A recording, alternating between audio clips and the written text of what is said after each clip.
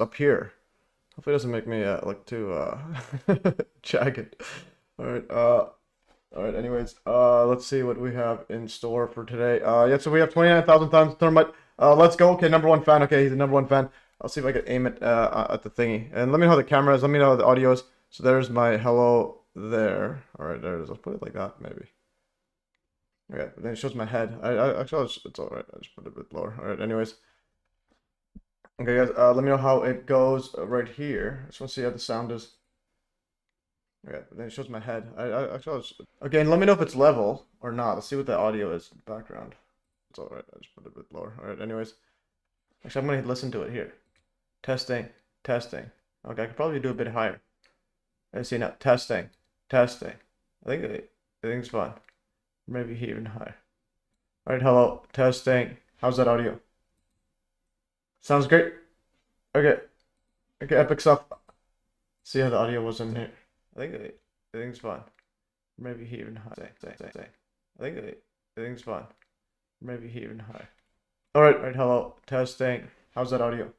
All right, I think it's fine. Okay, guys. Anyway, let's see what we have in the show. Okay, we have Tucker Carlson going wild. All right, let's see what we have in here. Einstein proven wrong by MIT's quantum experiment. All right, everyone's. Don't like Sky, and I don't know why. Is there anything to it? Oh, well, again, he's just more of like pop science stuff. You went to the left again.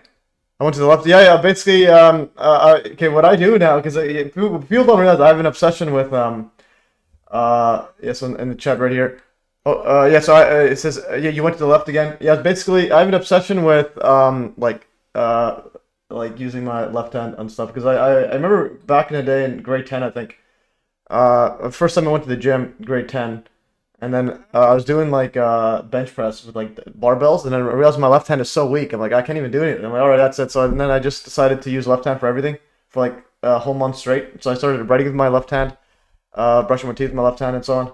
And then yeah, I remember the teacher was saying like, why it's the messiest work I've ever seen in my life, and so on. But yeah, but anyways, yeah, but then well, one time she's like, "It's so messy," but the answer is right, so I just gave you correct answer on my math homework or whatnot.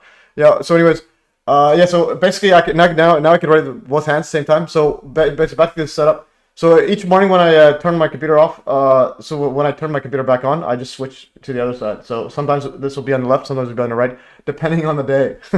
So in other words, just whenever the day is that I'm using it on. All right. And let's see what we have in store. Yeah, so I have a bunch of links here to go over, and then the main topic will be well, Bedini one. And basically, if we have yeah, that'll be the default one, and then just see what questions we have. And again, we have a whole bunch of people sending me stuff and so on, and it's just hard getting through all of them. Let's see. I think we also had let's see in the STEM part right here, and let's see. We also have a bunch of stuff here. I got to start reading these. Here, this is from Drew Truscott. Okay, he sent me some stuff that he obtained from apparently some Lockheed Martin insider. So, anyways, we'll get to that in a bit. I'll put it as unread. I'll do that as we go. I might read it out in this stream. But anyways, let's go back and see what we have here. I'm gonna click some stuff and see what happens. So this is Bedini motor, how to build it, and so on. I'm gonna go. Yeah, we'll just go over it one by one. I'm just gonna click on whatever shows up here. I'm gonna go sort by kind. Okay, they're all pretty much the same thing. So anyways, I'm gonna click on this is the from James one. He's the one who just gave me the idea for it. And it's the Bedini motor. And again, guys, if you have any questions in here, let me know.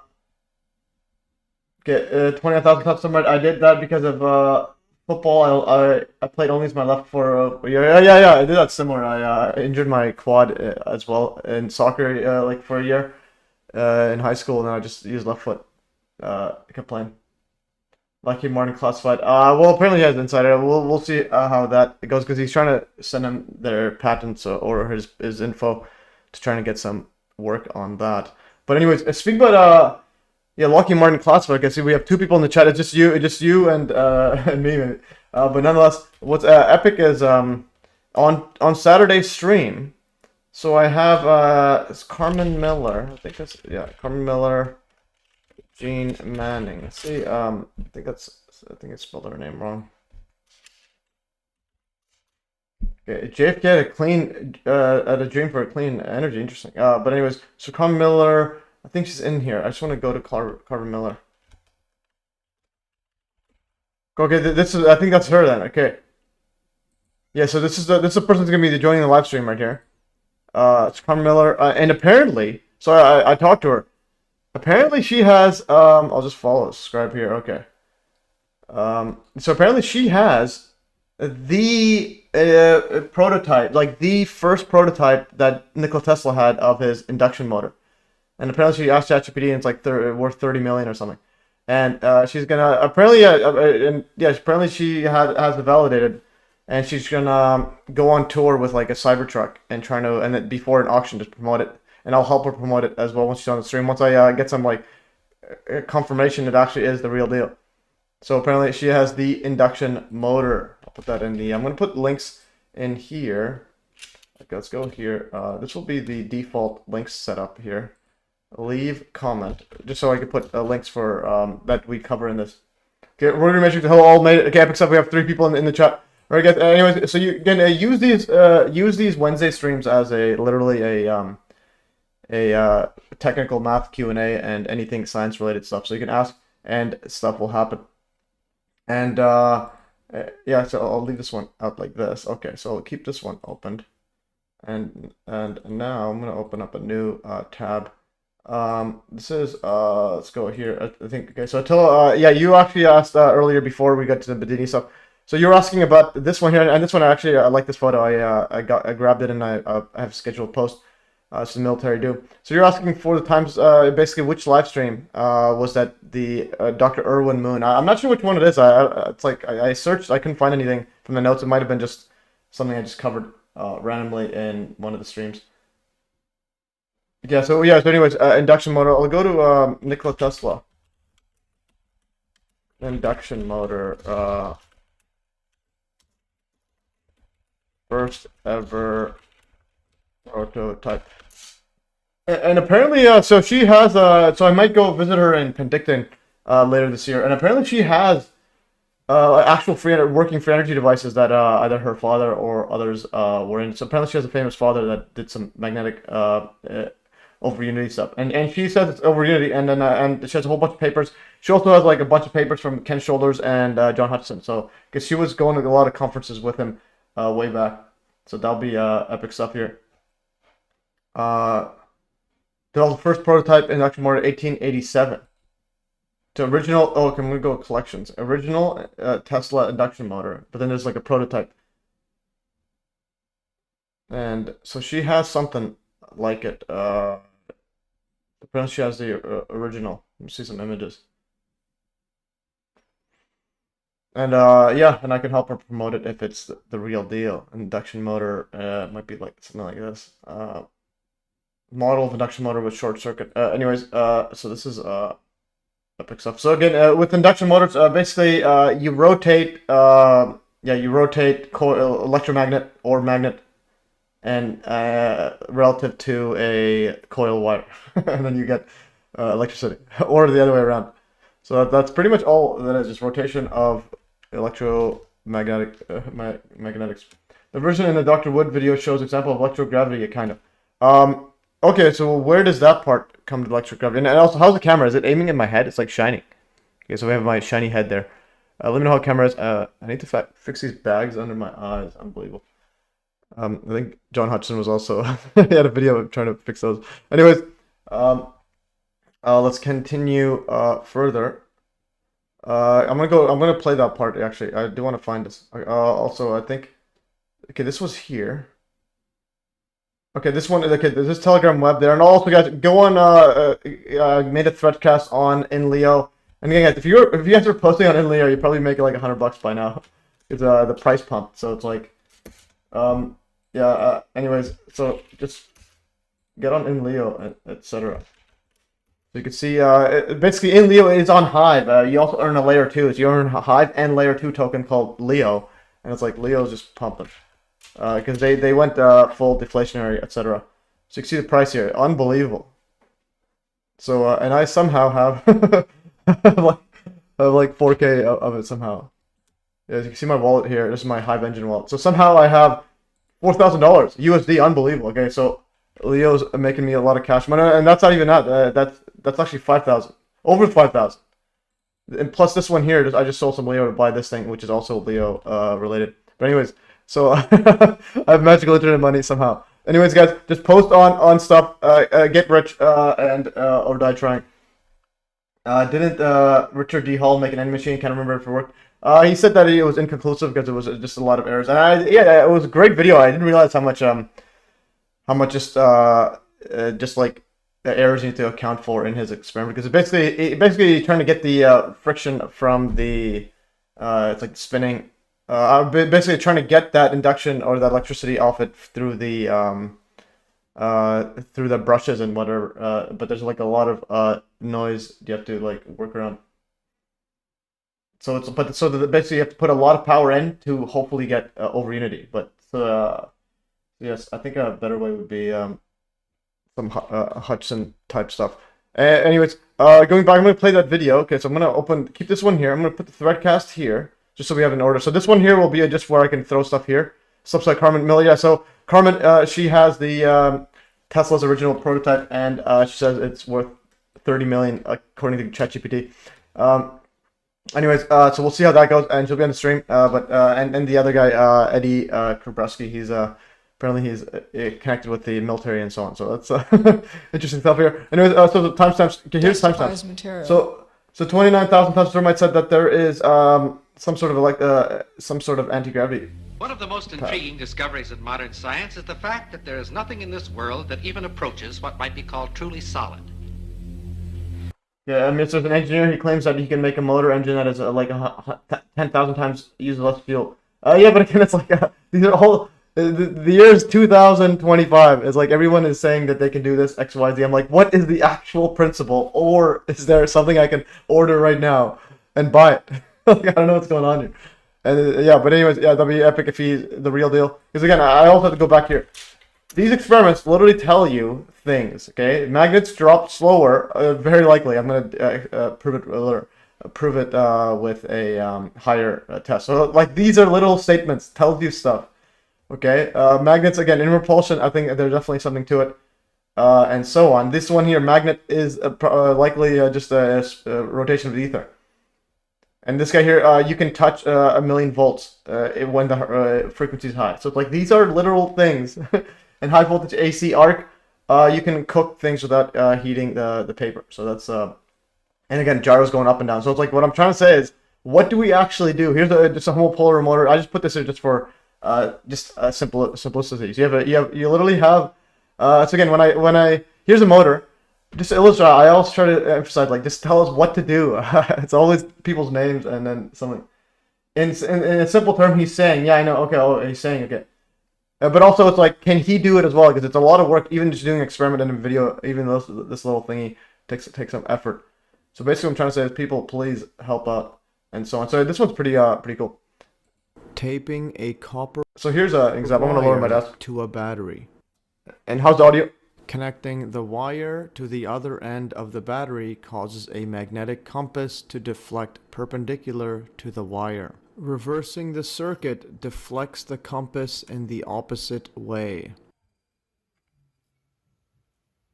Okay. Yes. Basically, yeah. If you put a wire connected on both ends of the battery, and then this deflects, like it basically creates a magnetic field, and that deflects.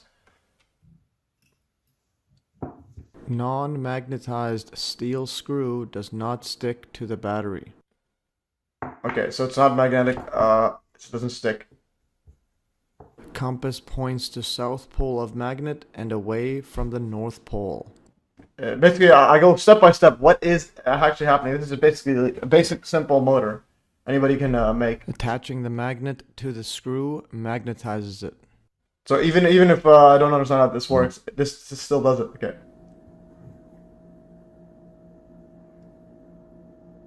Yeah, so once you put the magnet to it, it becomes a magnet for some reason. So once you put a magnet to the iron, to the steel screw. The magnetized screw now sticks to the battery. So all you do put a magnet there, it sticks, and now you just touch it and it starts spinning for some reason.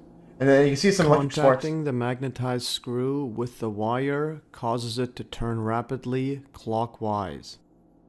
So spinning clockwise. And then there's and then you can let go. It's still spinning at 4x speed. Just go until it stops.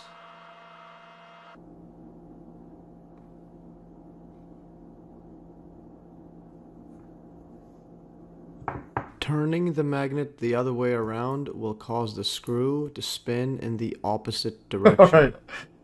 It's epic stuff.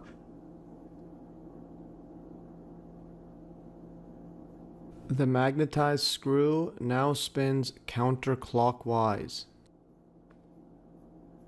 Note the sparks on the tip of the wire. Okay. This is amazing. Yeah, so a bunch of sparks there. That's again. Basically, what I'm trying to say is, like, please, peeps, whoever, anyone claims big claims, just make a little video that we can all like take home and learn from and replicate. Again, it's still going, and I have it fast forward. I'm gonna go. Yeah, epic stuff. So there is a homopolar. If you clicked on Whoops, there's a. Taping So there is a homopolar magnetic screw. Just again, just any battery, connect the wire, magnet, and a screw, and now it starts spinning. So that is just a simple thingy. But the idea is, like, it's there. There's no claims. There's a video showing you what it does. And then if there's any over Unity stuff, basically measure the input, measure the output, and show that in the video. Anyways, guys, get on in Leo taking over the game. All right, so Carmen Miller, in remote view. Okay, so she apparently, yeah, so she actually, yeah, so she knows Bob Greener and so on, and Gene Manning, they're good friends, and so on. Yeah, so this is pretty epic stuff. All right, anyways, let's get back on here. So this one right here, I still want to play with the music in the background. We speak of solids, liquids, and gases. But these terms describe superficial rather than basic properties of matter. Yeah, I'm gonna play. That's this part right here. I just don't want to play with the sound. I don't want to get another copyright strike or a copyright claim every single time I play with it. So let's play this one here. Oh, this is the. Here is another example.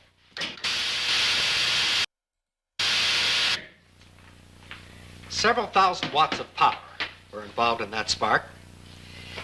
If we replace the spark gap with a copper coil, the same power now flows through the coil.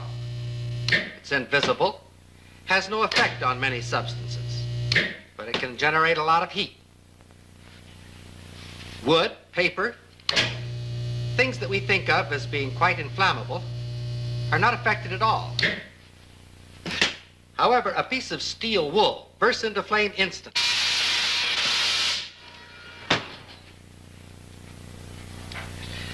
Did you ever fry an egg on a cold stove? It's no trick at all if you have the right equipment. This is a cold hot plate. And because it's cold, you can make it out of wood, if you like. Just be sure that there's a coil of wire inside and that you connect that coil to a high voltage alternating current source. The rest is easy. As long as we're being different, we'll use motor oil instead of Crisco.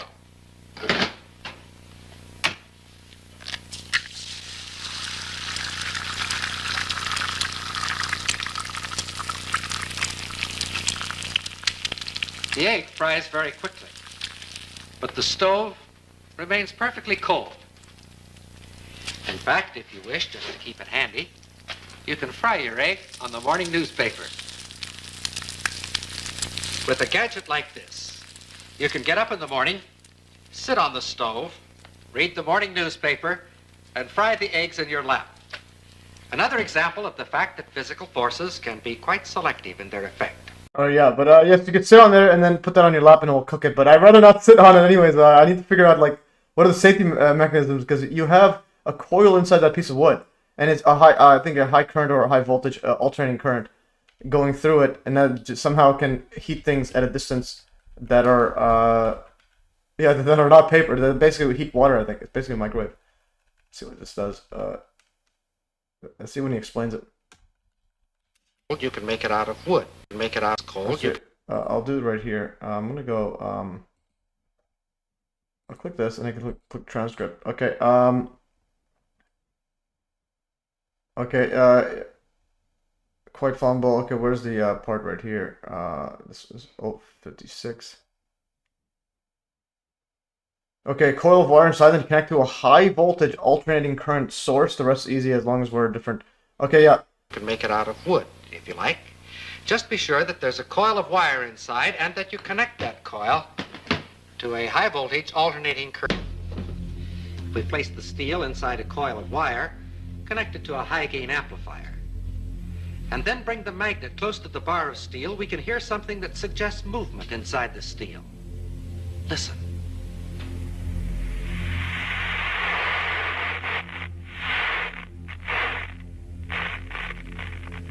Yeah, that's basically the magnetic domains shifting. But I think he had the one where he rose up in the air. He had this one right here. Yeah, basically, yeah.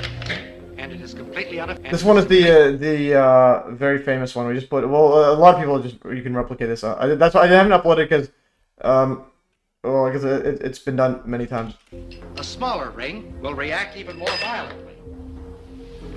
Okay, so this ring part is very interesting. I'm gonna keep going back. I'll play this and then I'll show you the one with Eric Laithwaite because he showed something remarkable on it. There's something else. It can be suspended in air by the electromagnetic force of what is actually a transformer.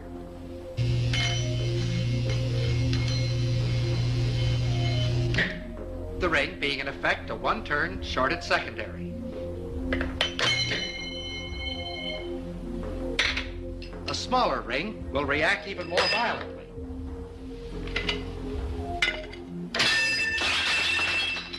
Here is another ring. I need those movie plates. This one made of a material we say is non-conductive. And it is completely unaffected. Here is another example. Okay, yeah, so that one there. Now I'll show you the one with Eric Laithwaite. Eric Laithwaite always like confuses the everything. Eric Laithwaite magnet transformer. I think it's a aluminum where you could hover it above. That might be in this one. Things to come here. The weight shot up. Yeah, but the one this guy shows it's just like absurd. Or it might be in one of the. It's one of these. Okay, I'm gonna click all these. Click right here. Try to find the transformer one, and then we'll get back into the show. But anyways, today, again, Wednesday streams or whatever is on the stuff. And then again, if you guys join the chat, and you guys can, basically direct how this stuff goes. But I'll go over the Bedini stuff in a bit. We have an hour and a half left. I'm gonna go over to the thing where he lifts up. Okay, it's probably the magnetic circle one. Force of induction. Okay, this one here. So this is the fascinating one. So look what he does. This guy always takes it to another level. Okay, let's go back here. Okay, and also I'm gonna copy this. I'm just gonna copy this and put on the stuff right here. Anything we cover. Okay. Yeah. Let's go back into this one here. Now this is a very old. We're gonna see when he starts talking about it.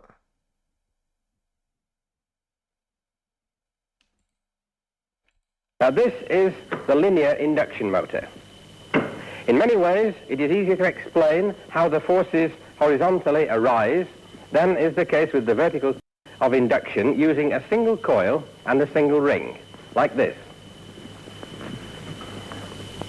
Now the ring is threaded over a steel core, which as you see is made up of a number of strips of steel. A bundle of iron wires will do just as well. Interesting. Basically, strips of iron is better. Let's see. A bundle of iron wires will do just as... A bundle of iron wires as well. Okay, so he has a bundle... okay, that's interesting. So they basically have it like filaments or layers as opposed to just a solid. Strips of steel. A bundle of iron wires will do just as well. When I switch on the alternating current, the ring is thrown in the air, hold it down and release it, and it's again thrown in the air. But if I replace it whilst the current is still flowing, then it seems to float in the manner of the plate and the disc we saw earlier, and yet with this difference. And also another part, this is actually Ken Wheeler I mentioned before. Notice how it's at an angle, so that's an interesting part. It's always at an angle. Saw earlier, and yet with this difference, it will never stay. Yeah, actually he mentioned it too. Yeah, it never goes suspended in space. Now let it go, it always has to lean on the pillar. Now this is a very old experiment. Yeah, so it's leaning on it. It's trying to get off it. It was first performed about 1880. But what was not realized until recently was this remarkable fact. If I hold alongside the steel core a copper cylinder, which is free to rotate, then nothing much happens until I put on the ring. That seems to spin the cylinder. Yeah, that's fascinating. Okay. Until I put on... I might actually upload this. Okay, so if you put... Okay, evening on Night of the Virgins, let's go. Back here. Then nothing much happens until I put on the ring. That seems to spin the cylinder. So there's a motor right there. Okay, so that's a motor. And it's spinning it for some reason. If I put the cylinder on the other side of the core, it spins in the opposite direction. It looks as if there was an upward sweeping something, which is causing the cylinder to spin. Yeah, so there's an ether pushing up. Okay. As if it might be a current of air. But only if it touches that thing. Yet it can't be a current of air, because if I hold a feather duster alongside, the feathers don't move. Yet once we've established that there's an upward travelling something, we can make a pretty shrewd guess as to what it might be. It could be a magnetic field that is moving upwards. Now we can test this by mounting two magnets on a rotatable arm. The magnets are opposite this copper disc, which is also free to rotate. What's the ring made of, and is that the tube copper? The ring is aluminum, I believe. Let's see, and this one here, I think this is did he say copper? It spins in. That seems to spin the cylinder, and if I put the cylinder, which is free to... If I hold alongside the steel core a copper cylinder... Okay, so it's copper, the steel core is copper. Yeah, so copper is basically an induction on it. Basically, everything's induction motor. And again, yeah, not a little revisionist, in case you just joined now. I didn't see the earlier part. Yeah, so this Saturday, Carmen Miller. So she's going to be on a stream with John Hutchison and Eddie Kubreski, I believe that's how you pronounce it. But anyway, so Carmen Miller, right here. So apparently she has, she told me, she called me on Sunday. Apparently she has the, in her possession, Nikola Tesla's first induction motor prototype. And she wants to auction it off later once she promotes it by driving around with a Cybertruck, Tesla Cybertruck with it. And apparently she asked ChatGPT, and apparently it's worth like $30 million. So we'll see if it's a real deal. Yeah, so she thinks, well, she has it apparently validated. I'll see, I'll have a look, and then I might visit her in Penticton. Let's just see where Penticton is. Penticton, BC. Let's go to maps. Alright, maps. Where in the world? Just click on maps. Like, why is everything so annoying? Just go Google Maps. Okay. Penticton is over there. And how long is it? Oh man, that's going to be a long... It's not that bad of a drive, actually. It's right over here. See how long it takes to go from directions. Let's go your location. Okay, yeah, I just... nobody knows. Just go here. So it's going to be 4-hour drive. Oh my goodness, it's a 4-hour drive or 9-hour. That is there any flights? 55 minutes. Okay, but $366. Okay, it's 55 minutes. That might actually be easier. Yeah, so $366. Yeah, I might have to fly there. So if you guys want to support the trip, I guess she has a bunch of documents and videos and so on, and also working for energy device that I think her dad or others worked. And again, we'll explain all this on Saturday. So epic stuff. So Penticton, that is quite far. Exactly. Yeah, there's no way I still want to drive 4 hours, so I might fly there. So yeah, that'll be quite fascinating stuff. But then yeah, flying there, yeah, about $400 then. Oh, anyways, so $400 or 4 hours. All right, I'll drive sitting down. I'm not driving. Not love bridges. Hello. Okay. Epic stuff. Okay. Anyways, that's Carmen. Now that's Force of Nature. Okay, this is not the one I exactly wanted. I think it's in here. Where's the copper? The one that launches. Gotta find the launcher one. I think it might be in here. Okay, metal disc. No, this is the one I saw there. I'm pretty sure it's somewhere in here.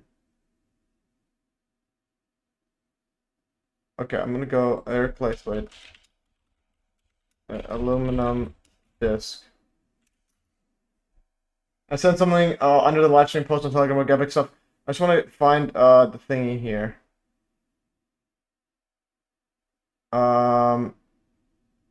Okay, so you got mine takes over. You look at my video, 579,000 views. Epic up of the Eric Lightweight. It's taking over the game. Okay, we got to find it. Forces of induction. Was this the one we just saw? It might not be. Okay, where is the prototype metal sorter? Might be in there. The guy's a inventor extraordinaire. Was it in here? No, I think we already covered this part here. The one he kept adding more and more. Actually, it might be in the lectures. Might be in the lectures. Okay, one second. We need to find this out.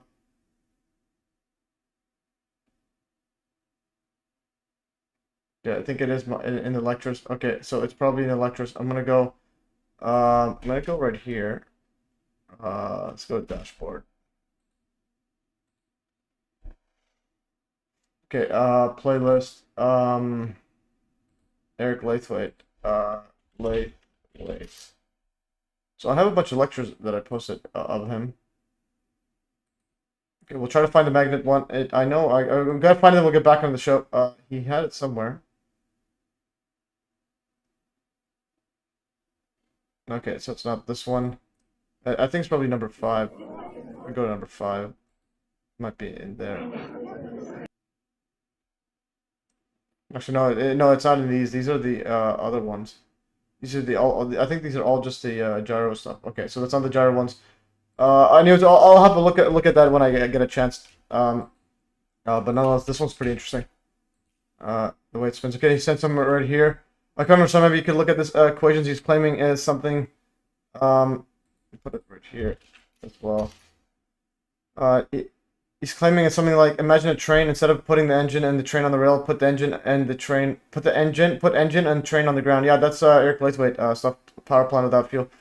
Instead of putting the engine and the train on the railway, put engine and the train on the ground. On the ground. What in the world, guys? Let's see what he's talking about. Power plant without. Okay, 17 subscribers. سلام به دوستان عزیز و بیننده محترم. خدمت شما عرض نداره و عملاً میشه گفت این میلنگ داره تا این نقطه مسکن حل بشه و از همه مهمترین که ما در Okay. Yeah, but again, people have to realize, like, we are considered cranks and like conspiracy theorists and all this mumbo jumbo when we go against the mainstream. So it's like we need to have something concrete and so on. But anyways, what I'm gonna do is I'm gonna click summarize. Because this will summarize and translate into English. Well, because it takes transcript, and if there's a transcript, we'll just do that.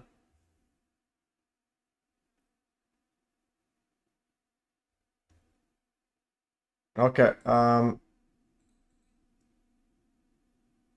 Anyways, so once it loads up, so I'll have a look at that. But again, it's like, like make it easier for me. Oh, just look at his equations. Yeah, but it's like, what are we equating for?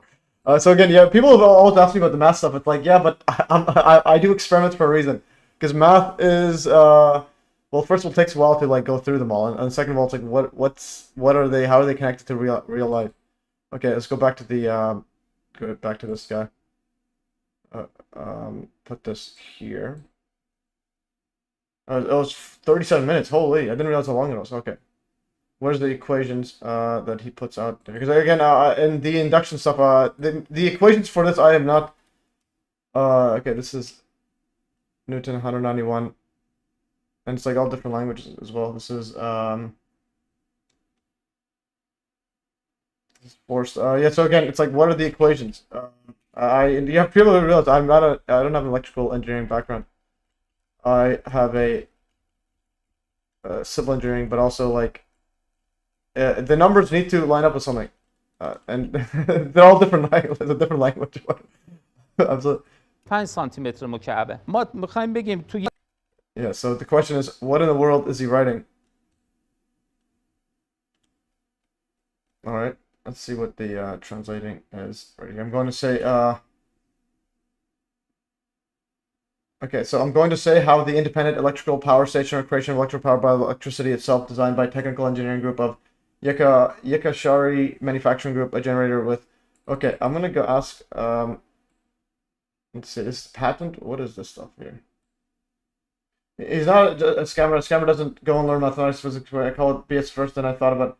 No, I know, but it's like even if it's the real deal, like how do we convince other people? How do we show it without them having to spend like 400 hours?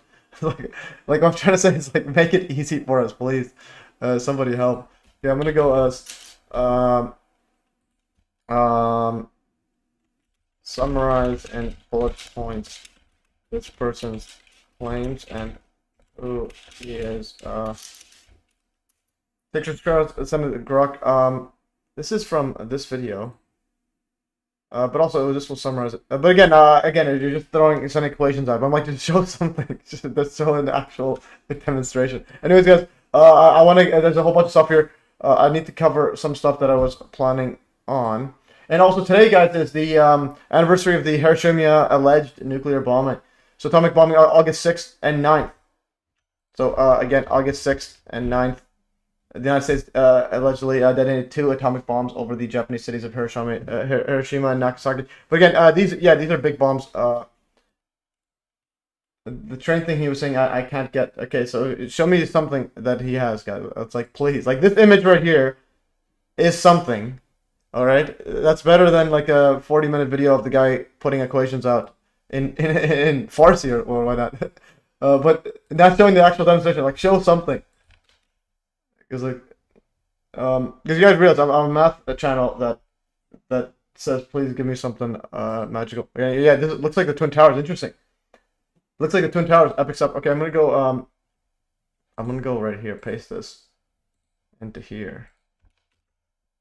All right, and so on. Yes, this is actually fascinating. Okay, that's and also it's today. Let's see what I had some dates on there.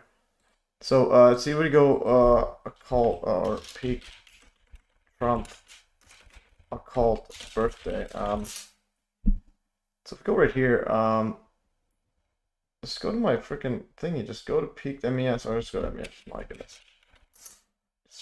Show the peak.com version of it. Get strange coincidences. Okay, there's the notes, mine. And if you go timings, you go to the table. Let's go to the table. What are the interesting timings on here? Okay, there's the timings. So August.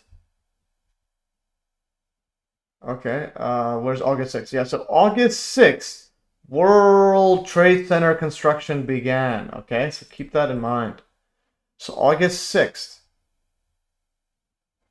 Groundbreaking was August 5th.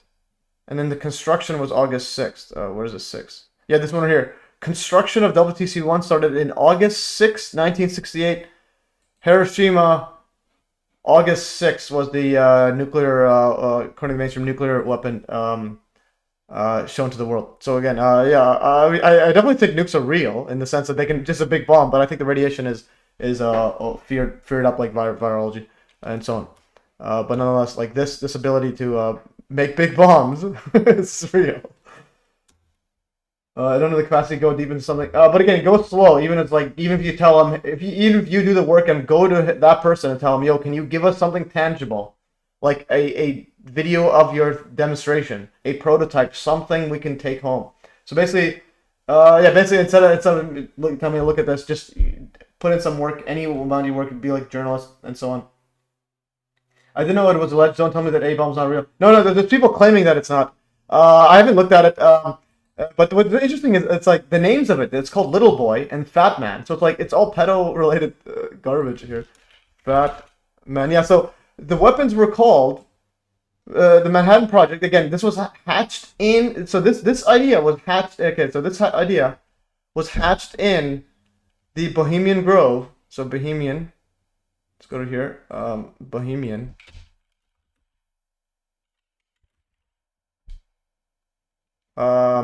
Let's go Bohemian Grove Atomic. Yeah. So the Bohemian Grove, also United Nations, Soviet Union, it's like same exact flag. So April 25th to June 26, 1946. This was the original formation meeting. Oh, this was for the United Nations.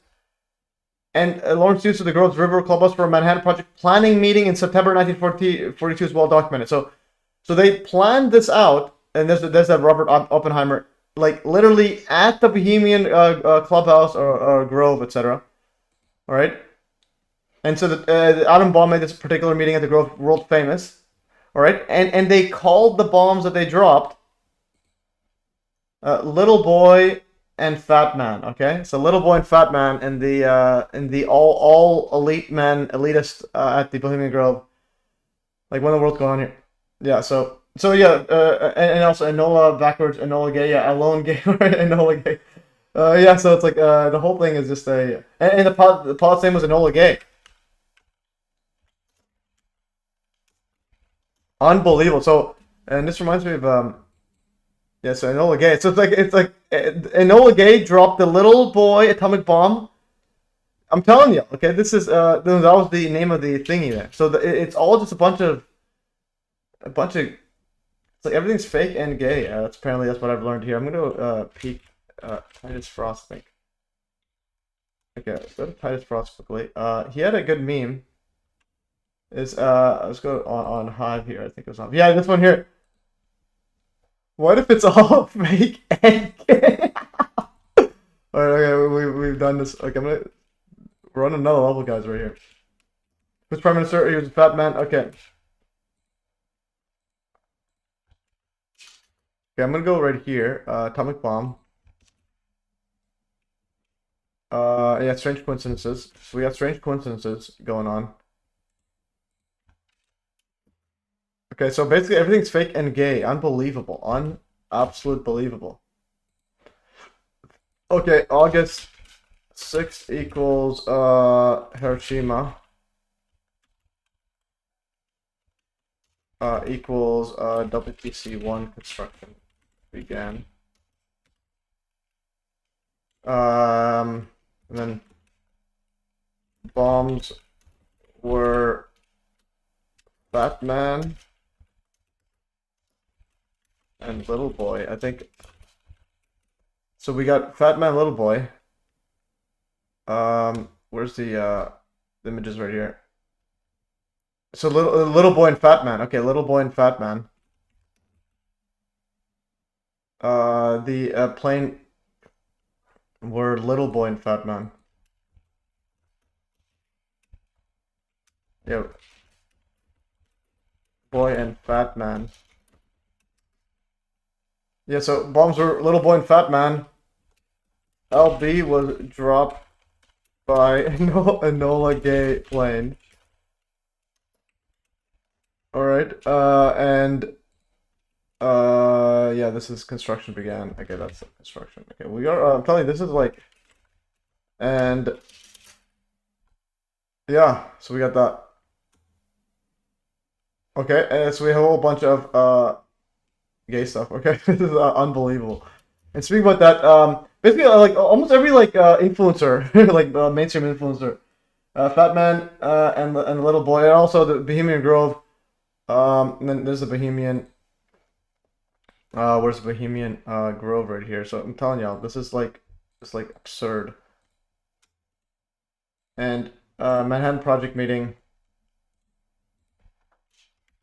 atomic bomb, Manhattan Project planning meeting in an all-men retreat at Bohemian Grove. Man, I'm telling y'all, these guys are just like a bunch of Freemason laughing at our faces. Yeah, so we are on another level. On to clear history. What does that even mean? Okay, just that's there. Yeah. Okay, so what in the world is going on? All right, guys, please, what in the world is going on?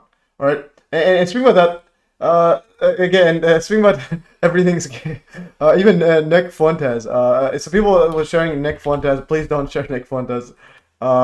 He is, yeah. So Nick Fuentes is not is a yeah. I thought I put end this one. Okay, so this is Nick Fuentes. So he's the one that blames Israel, Jews, and etc. for everything and so on. But like, and so like over the top and so on. So, but he actually on his live stream he was playing like apparently he said it was by accident / hacked by whatnot. And you can see the video. but then I think someone edited it. I just want to. I'll play like before it gets graphic or anything. Alright, double check please. I think this mother's name was Enola or something. Basically, but anyways, you play here, and then all of a sudden he had it at the back. But also, I actually asked Barack to do a bunch of this research on him. Let's see, on Nick Fuentes, and asked him what's the probability of him being gay, and he said 70%. But then, I also said what probability of him being Jewish. It was like 3%, so that was interesting. But even though, so if we go to Nick Fuentes, so the whole thing is interesting. I asked the probability, and then it made a table of all the slip-ups he had, all the very homoerotic. So again, I have nothing against him per se. I'm just saying this guy's lying about who he is. It's similar to Stephen Greer and even Jake Shields. It's like it's everybody fake and gay. It's like, what is happening? Okay, where's the percentage I asked? Okay, where's the percentages I asked here? Yeah, so right here. So Grok says likelihood. Likelihood that Nick Fuentes is gay is 70%. Likelihood that Nick Fuentes is Jewish is 5%. But then it's probably higher then because his background right here, he also has his background. This is actually Empire State Building, and that was lit up for the Israel Independence Day or something. Yeah, so Israel, it used to mark Israel's Independence Day, Hanukkah, or other significant occasions like World Autism Day. But the blue and light, so the blue one, I mean, that part is, and apparently he pretends like it's not that. So it's like, again, we have a whole bunch of peeps lying about who they are, and so on. Okay, I'm gonna go right here. August 6th equals Hiroshima equals, yeah, so everything's out, yeah, we have this running out, and I put some in a random one. But again, I didn't want to share these guys. These guys are like just too overly the top anti-Semitic. Like here at MES, you gotta get on the bandwagon that every country is controlled, like through a Freemason. But unless it's all controlled, there's no like, oh, let's blame Israel. While the $1 trillion U.S. Military, etc. runs pretty much like publicly. If you're saying who runs the world, USA. And then privately, it's just they're all in on together. So this one right here, I just want to go to part where he pretends like he doesn't know that's that. I'll go play. So this was an amazing. Putting the Empire State Building lit up in Israel colors for Israel's 75th anniversary as a background for the show. Is that true? Anyway.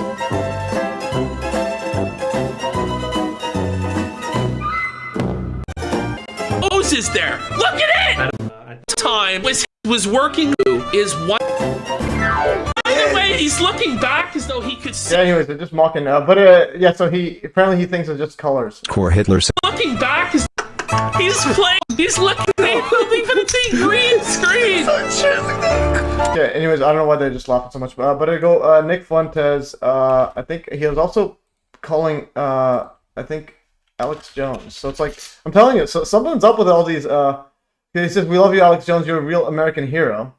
He's a real American hero while he's getting a photo with Kanye West. Like, what are these people? Oh, wait, who in the world is this guy? That's not Alex Jones. Who is this guy? Okay, so something's up here. Okay, happened to Trump, Alex Jones, and Yee. Okay, I'm going to InfoWars with Alex Jones tomorrow. What should we discuss? Okay, so he's with Alex Jones. Anyways, we're on we'll get back to the Bedini stuff, but again, I just do whatever right now.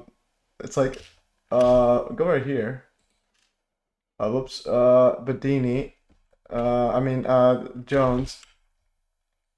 So this one here, this is actually, this is William Ramsey. He was on the Nile and Alchemy Big Idea with Chris Hampton. So he shared this one.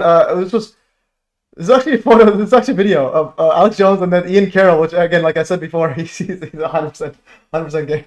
It's like, what are they doing here? They were talking about a possible alien threat in Project Bluebeam while they're like half naked and in some sort of like water lake or hot springs or something. So they were probing for each other, and then and they actually gave a warning to him. I gave an adult warning on that. And apparently this guy is RFK. Okay, anyways, guys, let's go back on the show. This is Jimmy Carter or RFK, whoever he is. Anyways, guys, so something's up. Don't fall for these bunch of these clowns. And then that gives me a good idea actually on Blurred here. So this person made a good comment.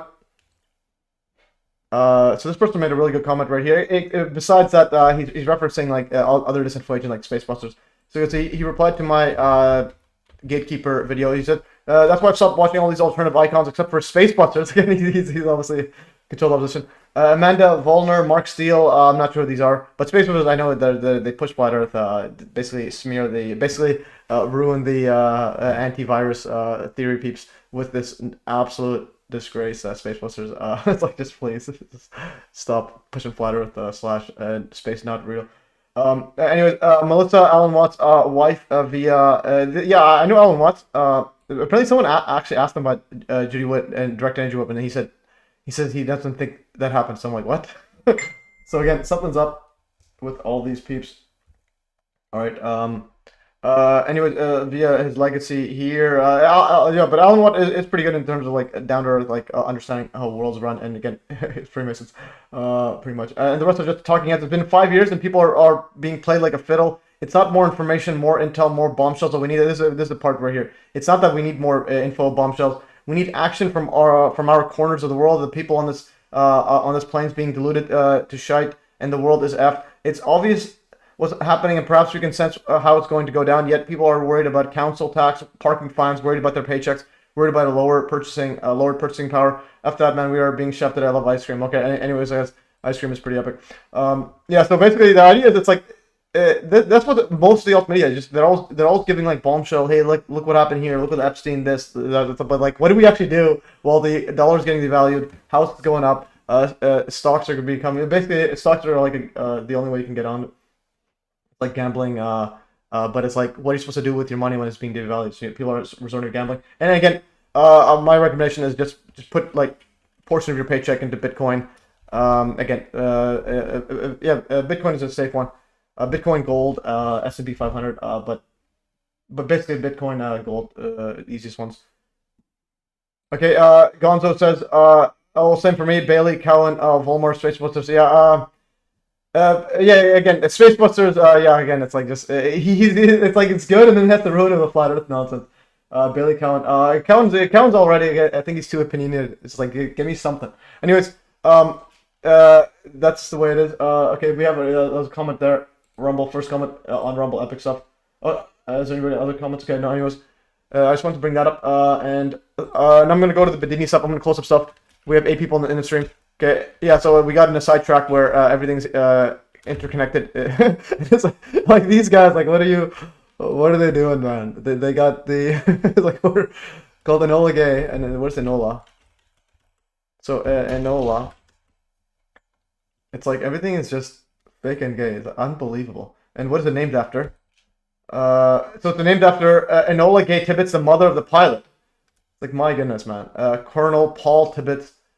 So we got Little Boy, Fat Man, Bohemian Grove, Enola Gay dropping big bombs that very interestingly look like the actually, yeah, they do look like this. Actually, they do look like this. They do look like the Twin Towers. So I'm gonna actually put a photo right here, and then actually, where's the Twin Towers justification?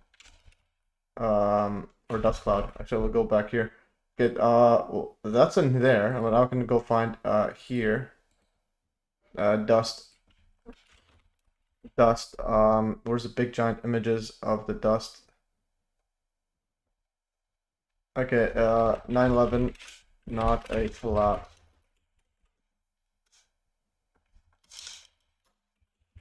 Okay, yeah, this one right here. So this is absolutely fascinating. Okay, this one right here, and this is why the nukes peeps, the nuclear disinfo agents, they're like the like closest level to what actually happened on 9/11, because it's like they always put first there's the official story, then there's the remote control planes, demolition, and it's like then it gets to thermite, then it gets to like nanothermite, then it gets to nukes, because it's like people were like, hey, what about where all the towers go? And then this is actually pretty good.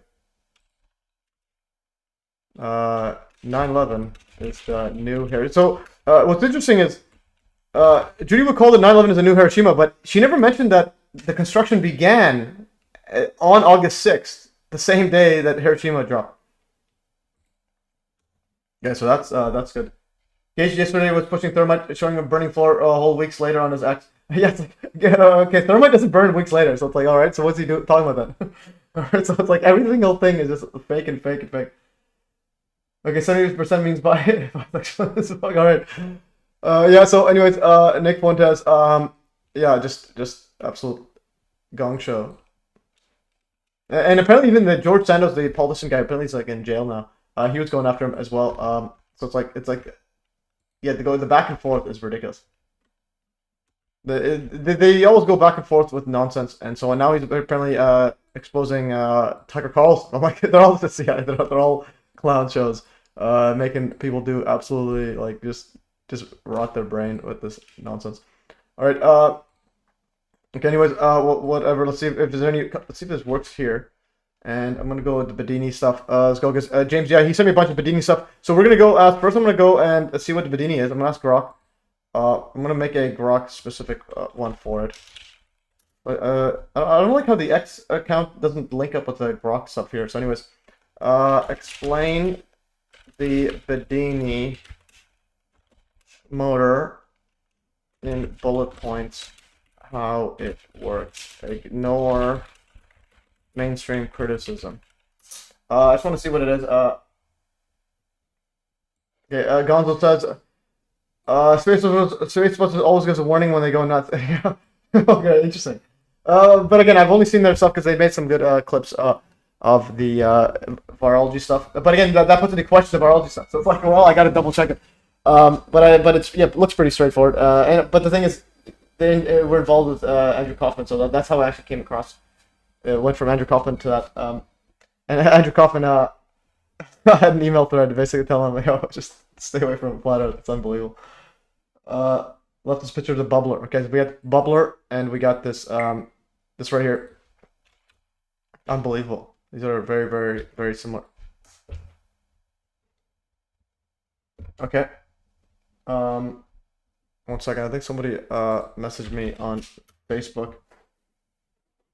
Your cousin just got banned from the second-hand funnest clown still in there. That's proof. Yeah, definitely. Again, yeah. So, I think this is yes. Yes, it is. Yeah, I'm selling some dress shoes I somehow have. Okay. Yeah. Anyways. Yeah. So my cousin deleted, and I'm trying to get him to go on post more on Hive in Leo, because that's again game changer, and so on. Okay, let's go to the Grok stuff. I'm gonna try to okay, so we have an hour left. I want to get like a lot of this, and then we'll go anything else after. The Bedini motor, often referred to as the Bedini simplified schoolgirl (SSG). Is that what it's actually called? Simplified schoolgirl motor. What? Okay, now we have a little boy, fat man. Now schoolgirl. Okay, what is going on here? Does anybody have like a freaking Okay, let's see. Is this real? Is this fake or real? Simplified schoolgirl. This is real. The Bedini simplified schoolgirl. Like, what planet are we on? Simplified schoolgirl. Okay, so we have literally. I just don't know anymore. Like, or Bedini monopole mechanical oscillator is an electromagnetic device designed by John Bedini. It's intended to demonstrate high efficiency energy transfer, battery charging, and sulfation through the unique pulsing mechanism. Below is a breakdown of how it works based on available descriptions without addressing mainstream criticism. Let's go. Is there a picture of the Bedini motor? Yeah, you can have ones you can make up as well. There's his website. Where's the Bedini website? This is John Bedini website. So here's John Bedini, a tribute to the legacy of John Bedini's work in the energy sciences. So okay, I like how it's simple. I like so you can see stuff. There's a coil there and a perpendicular coil, and there's a just I think a rotor there. So the question is, what does it do? Bedini Electronics. I'm just going with simplified. So there's no mention of simplified schoolgirl. It's like, what? All right. So how does this work? Yeah, and so this is the thing. If somebody can like step by, this one's a step by step. But the thing is, does it work though? That's another part. Go back here. Core component: a spinning wheel or disc equipped with permanent magnets, all of the same polarity. So you have all the same polarity of the magnets. Typically neodymium arranged to create a monopole configuration. Contains an electromagnetic coil with multiple windings, power coil, trigger coil, and sometimes a recovery coil in a core, often iron or welding rods to enhance magnetic effects. Circuit elements include a transistor, diodes, resistors, a potentiometer. I think that's measuring potential. Okay, Tammy's in the show. All right. Where's Tammy? Hey, what do you think about the facial recognition system for YouTube and other platforms? Oh, they actually checked the facial recognition. I didn't look at that. I'll be another day. And yeah. Also, I think Tammy. Yeah. So you're. I think Rotary Matrix. And that on Saturday's live stream, apparently him and this Ashtray were going at it, or just conversing. And then I think you muted some person. Just let me know if you mute somebody. If it's unless it's like an obvious spammer, just so that just because we had some people wondering. But anyways, that is for that. We'll get to that another day. Let's go back here. Yeah, this person again. He's trying to buy my shoes for $25. Quickly see what this guy says right here. Are you interested? Size. Which shoe is this one? I just want to quickly sell some shoes. I'm a shoe salesman now. What size is this? It says on there. It's size 10. It says right there. Size US 10.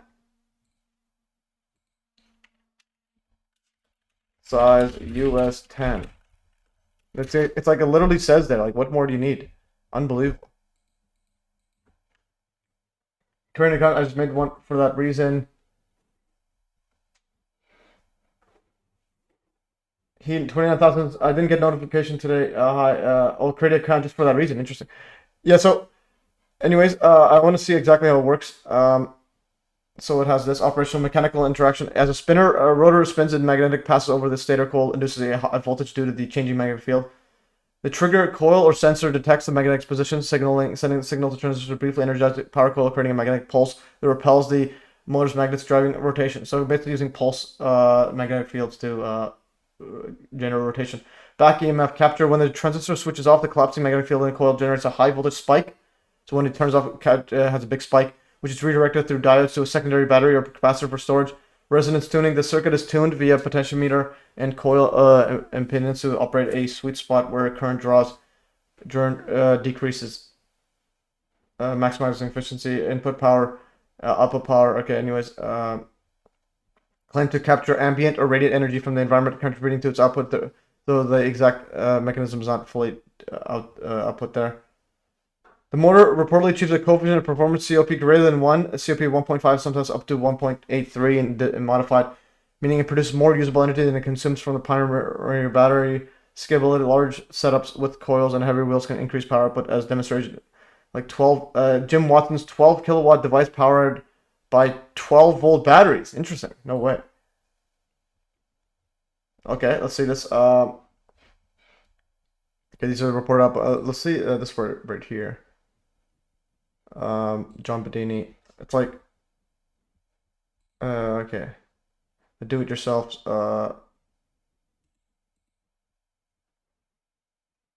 Building a Bedini motor, the electronics, the rotor.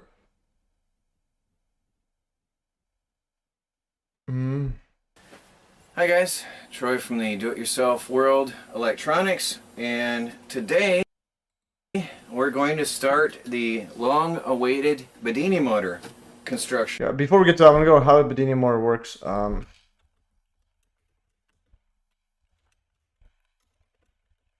also see what James said. James says right here. So he says the Bedini motor. I think he actually has one here. This is yeah. I need to like. So Bedini's used the battery acid to catch background EMF. The potential is converted into stored power into acid. Although no measuring devices exist to measure the potential input. What does that mean? You can measure the output of the charged battery and compare that to the energy used to run the device. Overall, you should see an overall net positive in the output power. But it's like, why is nobody commercializing this by now? Please, like, commercialize it. How Bedini motor? Why is it called a schoolgirl? Bedini simplified schoolgirl motor works. Okay, I'm gonna go right here. See this setup right here. Okay, and then there's a Mythbusters hack job on. Okay, so this would be a. I do like people are going against it. And this person has a thumbnail of now not an originist. So this guy now an originist. Is that his burner account? All right. Okay, Bedini SSG circuit. So it spins. Okay, these are just the circuit. Let's go, what is next? Go back here. A coil in the motor designed to John Bedini in the late I electromagnetic. hate when there's music in the background. I just don't know if I'm gonna get copyright. Yeah, so yeah, Tammy, I made you a moderator. You could put links just before you meet stuff. How did I meet? I think it was when I noticed that the phone was acting crazy when it was in my pocket. Okay, so yeah, just be careful of that because I made you mod just to add those links before you want that. Magnetic motor circuit that was invented by John Bedini in the late 1970s. This motor circuit is designed to generate mechanical energy from electromagnetic energy. Okay, anyways, we're not circuit people here. I just want to see the actual device running and see what happens here. Next, the Bedini motor. The Bedini motor, you know, the Bedini motor is like the holy grail of the free energy freaks. Yeah, so free energy freaks. Guys, this is kind of what I mean. Mute the audio, turn on CC. Yeah, but no, it's all right. I want to get something that actually shows. Couldn't be simpler. Okay, yeah, this is actually good. Okay, we'll go to Mythbusters. First, I'll go to Mythbusters. We'll go to the Myth. There's another thing about the mainstream people. Like, at least they explain it. Mythbusters, Bedini. It's like what I'm trying to say is like, please make it so that it's like in 1 second can grab it. Okay, this to Adam and Gene Mythbusters. They made it years ago. Holy. Okay, this is other people making it. Okay, so.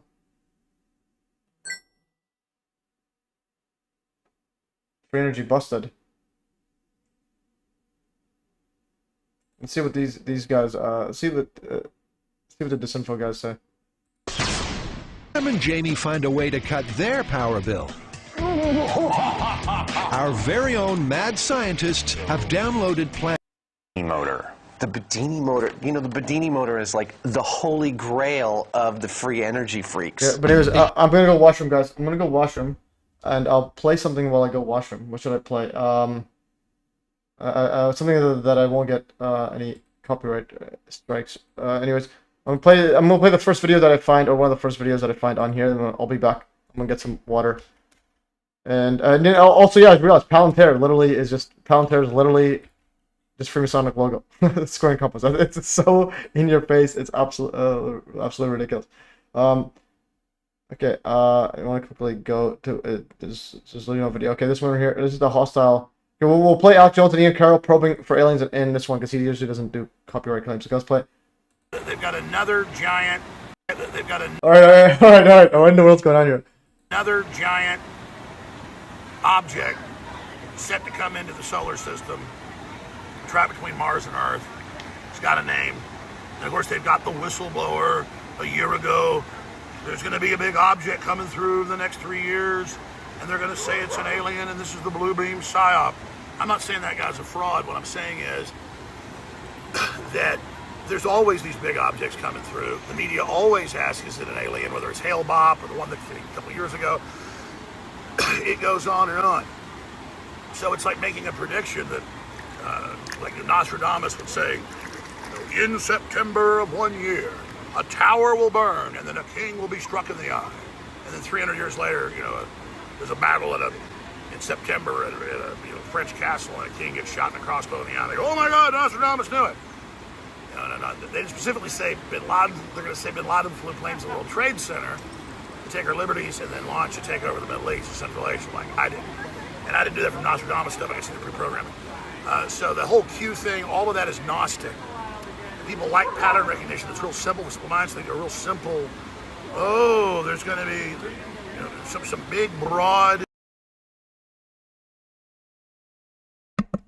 All right. So there's Alex Jones probing aliens with Ian Carroll again. It's like it's everybody, and again, him and Nick Fuentes are like big on the are like big pals as well. So it's like, what in the world's going on here? And also you also have this guy. You have Greer, Shields. So you have Jake Shields probing for aliens. Whoops. You have what's his name? You have Stephen Greer like probing for aliens. It's all the aliens. It's like they're all on another level. And also Jake Shields, Wilding as well. It's like I just don't know. and just. Anyways, let's get back on the track. Otherwise, again, I don't know what they're putting in the water, but they're turning everything everything next level. Okay, I'm gonna go right here. So Gonzo Johnny said some comments right here. So in the year 2000, John Bedini, a hi-fi technician and inventor, helped his 10-year-old neighbor Shawnee Bogman build a simple electromagnetic motor for her school science fair. The design was based on Bedini's North Pole motor, which used pulse electromagnetic fields to spin a rotor and charge batteries. Shawnee successfully replicated the motor and won first prize at her science fair, along with the Best of Show award because the project was completed by a young schoolgirl. The motor was affectionately dubbed the schoolgirl motor. The name stuck in free energy community from a chat bar. Interesting. Okay, so that's why it's called that. So, okay, that's pretty good, but just very interesting timing. So we had the little boy, fat man, all this talk, and all of a sudden there's like a schoolgirl motor. But again, schoolgirl one looks more innocent than the little boy, fat man nonsense of the atomic bomb, like folks, and the Bohemian Grove folks. All right, so that is wild and stuff there. Let's go back into the show. How does this work? Okay, place. Couldn't be simpler. A battery drives a Was this the okay? This one here. Motor which spins up a flywheel. Was that the one we're watching? Okay, I think it was the one. I have a whole bunch of stuff opened. Yeah, place. So you have a battery connected to a flywheel. A battery drives a motor which spins. 31 Atlas means discrimination quite well. Who's 31 Atlas? Fluoride compounds along with other halides. Old man has been building Bedini coils, talks about the workings and differences between a rodent coil. Yeah, the rodent coil is an interesting one, but again, rodent guy is like part of the Baha'i, similar to Richard Stephen Greer. So it's like, what is going on here? Up a flywheel, which charges wire coils, which in turn recharge the battery. And bingo, a perpetual motion or over unity machine. It's important to keep an open mind and realize that all the principles that drive the over unity machines operate outside of everything you've ever heard about science. MIT's Dr. Geo Holmesy has been helping the guys by assembling the contraption. And with his pedigree, they're quickly in business. Free energy, man. Here we go. Activate the modulator. Modulator activated. A modulator switches the motor on and off, so preserving power while the flywheel keeps on spinning. In theory, replenishing the battery. Okay, it's spinning up. I can hear it getting slower. Yeah, it seems to be. I don't think I need a meter for this one. In a sudden burst of free energy, the Bedini machine runs down. Sounds like my grandfather. Oh, getting sick. It's draining more from the battery on each cycle than it's putting back in when it recharges. That's the one big problem with perpetual motion machines. They're not perpetual. Over unity, huh? That's an efficiency of over 100%. Kind of make. Okay, so they just apparently they made it and they connected it back and it was dying off. So the question is, and the guy turns his comments off. 4.6 million views. Holy! All right, let's see what these Mythbusters busted.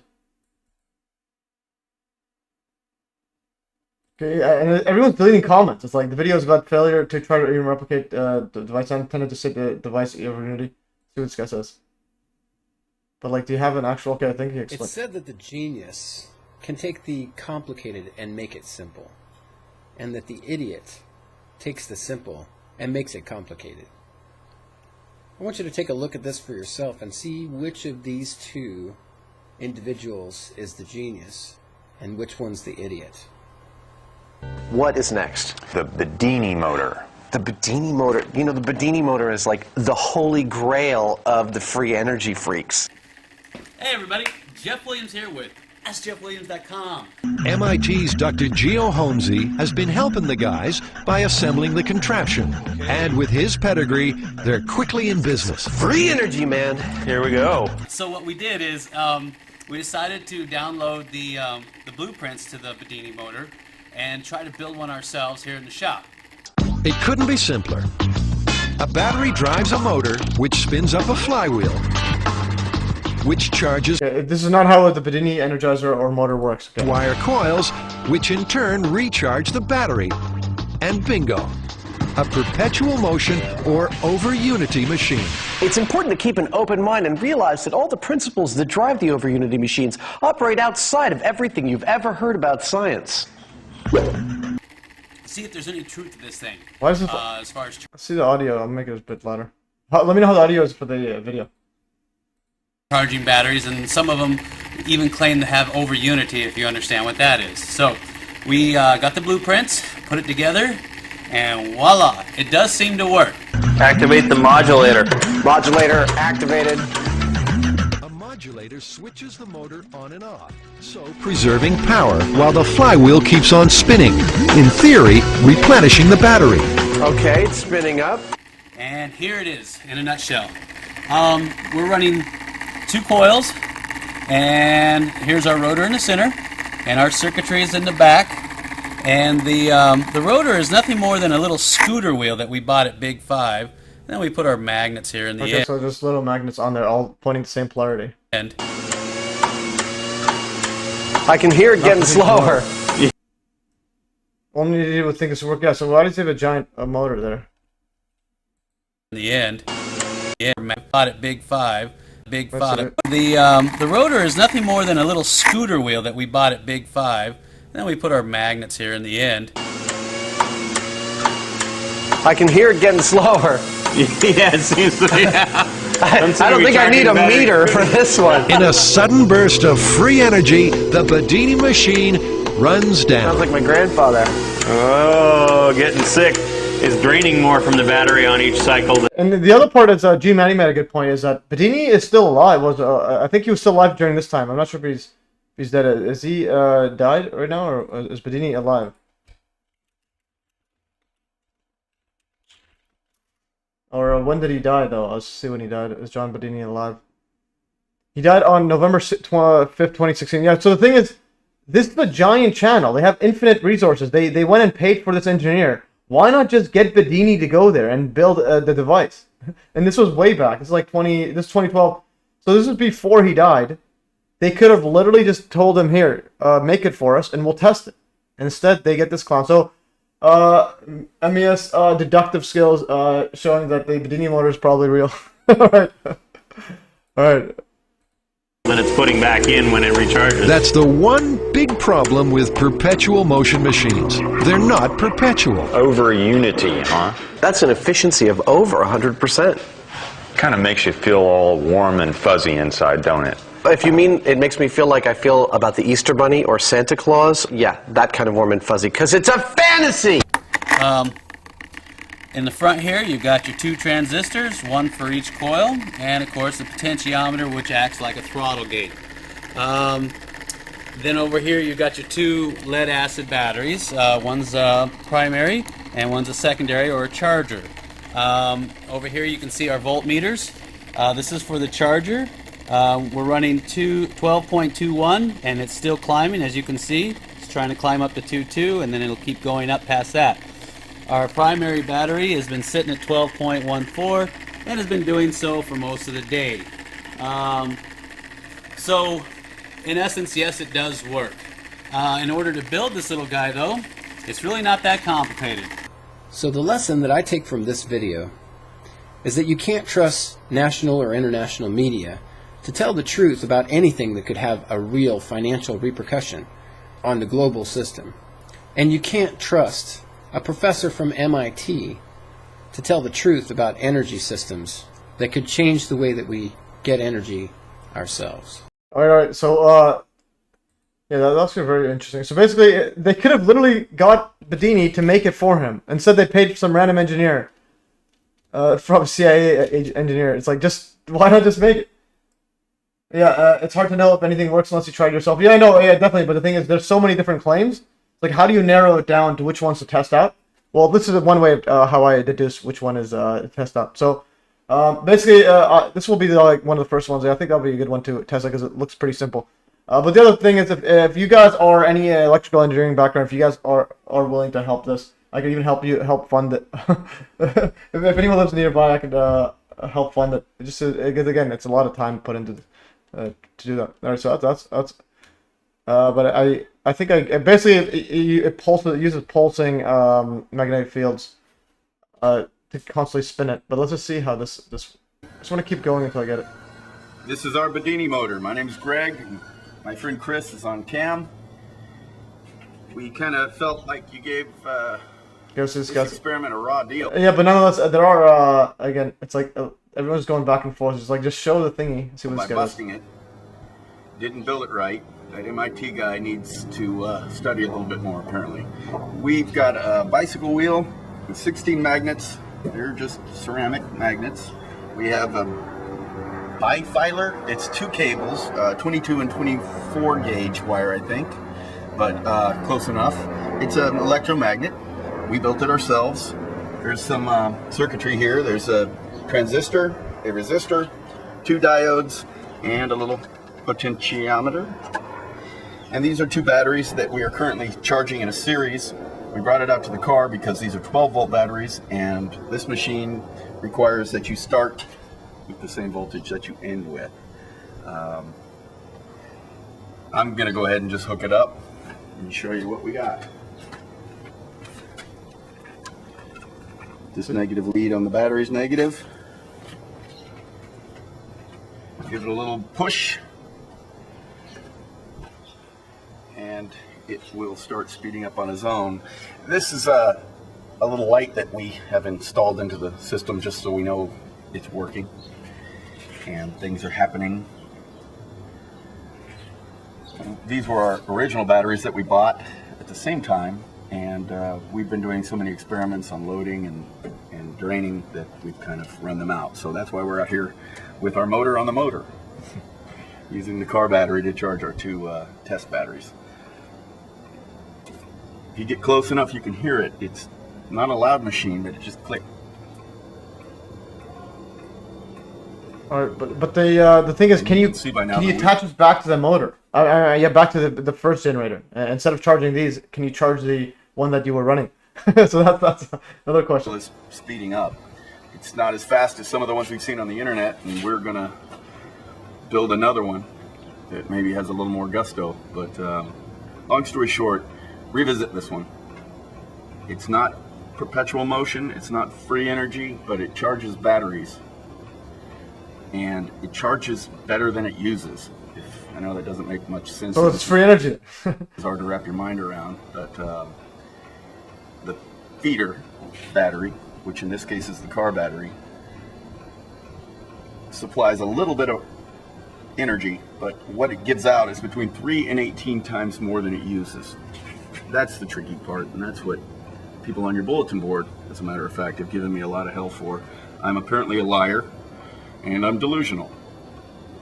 So there it is. It works though.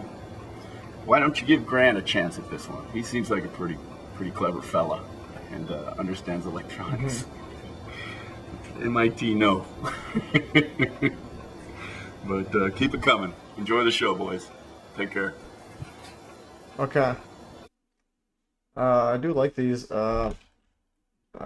These are giving me some ideas. So, yeah, I'll definitely. I think that'll be one of the first ones to do. And the question is now, what's a potentiometer? But first, let's see this potentiometer. Okay, so he died then. Okay, so what is a potentiometer? What is a let's see the components. Potentiometer.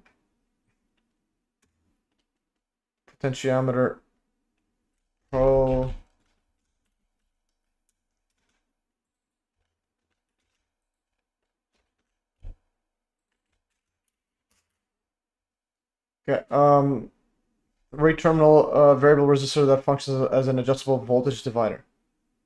Okay, let's go with let's see, but here's what I'm gonna do. I'm gonna go Bedini motor debunked. See what motor debunked. See what is there any criticism. Okay, so basically there is no real besides the Mythbusters. Oh, this guy here. Oh, Robert Murray Smith is on. Okay, so it's likely to be real. All right, so we have this guy who was lying about the Hudson effect. Let's go. I'm gonna downvote him just for sake.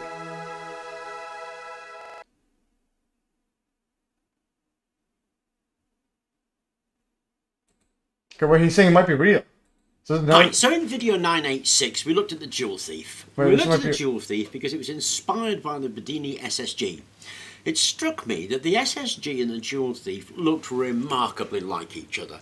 Now, the Jewel Thief is a self-oscillating high-voltage oscillator. It's a step-up transformer, really.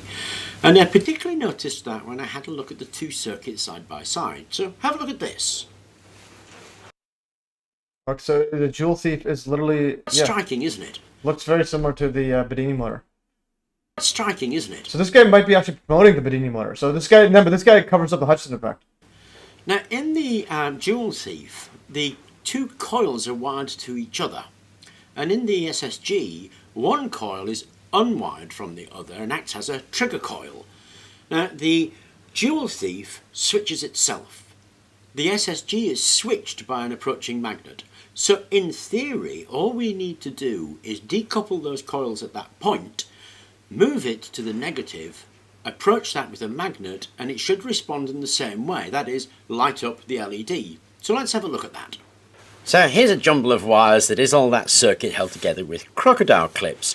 Here's the LED lit up. There's the actual coil arrangement. There's the heart of the Jewel Thief, so to speak, right there. This little mess here is where the top end of the Jewel Thief coils are joined to each other, and there's the battery. Now, this wire comes from this coil here. So if I disconnect there, that lamp will go out. There we go. Now if I just put that on the negative of the battery, we have in fact formed the SSG circuit, or at least that's what I'm saying. Now, in order to see if that's right or not, I've got a bunch of magnets here. And what I'm going to do is going to approach this coil with a bunch of magnets, and we should see that LED flash as it's triggered by the magnets. There you go. I don't know if you saw that.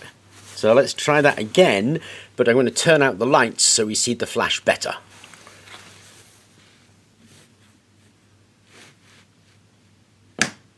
There you go.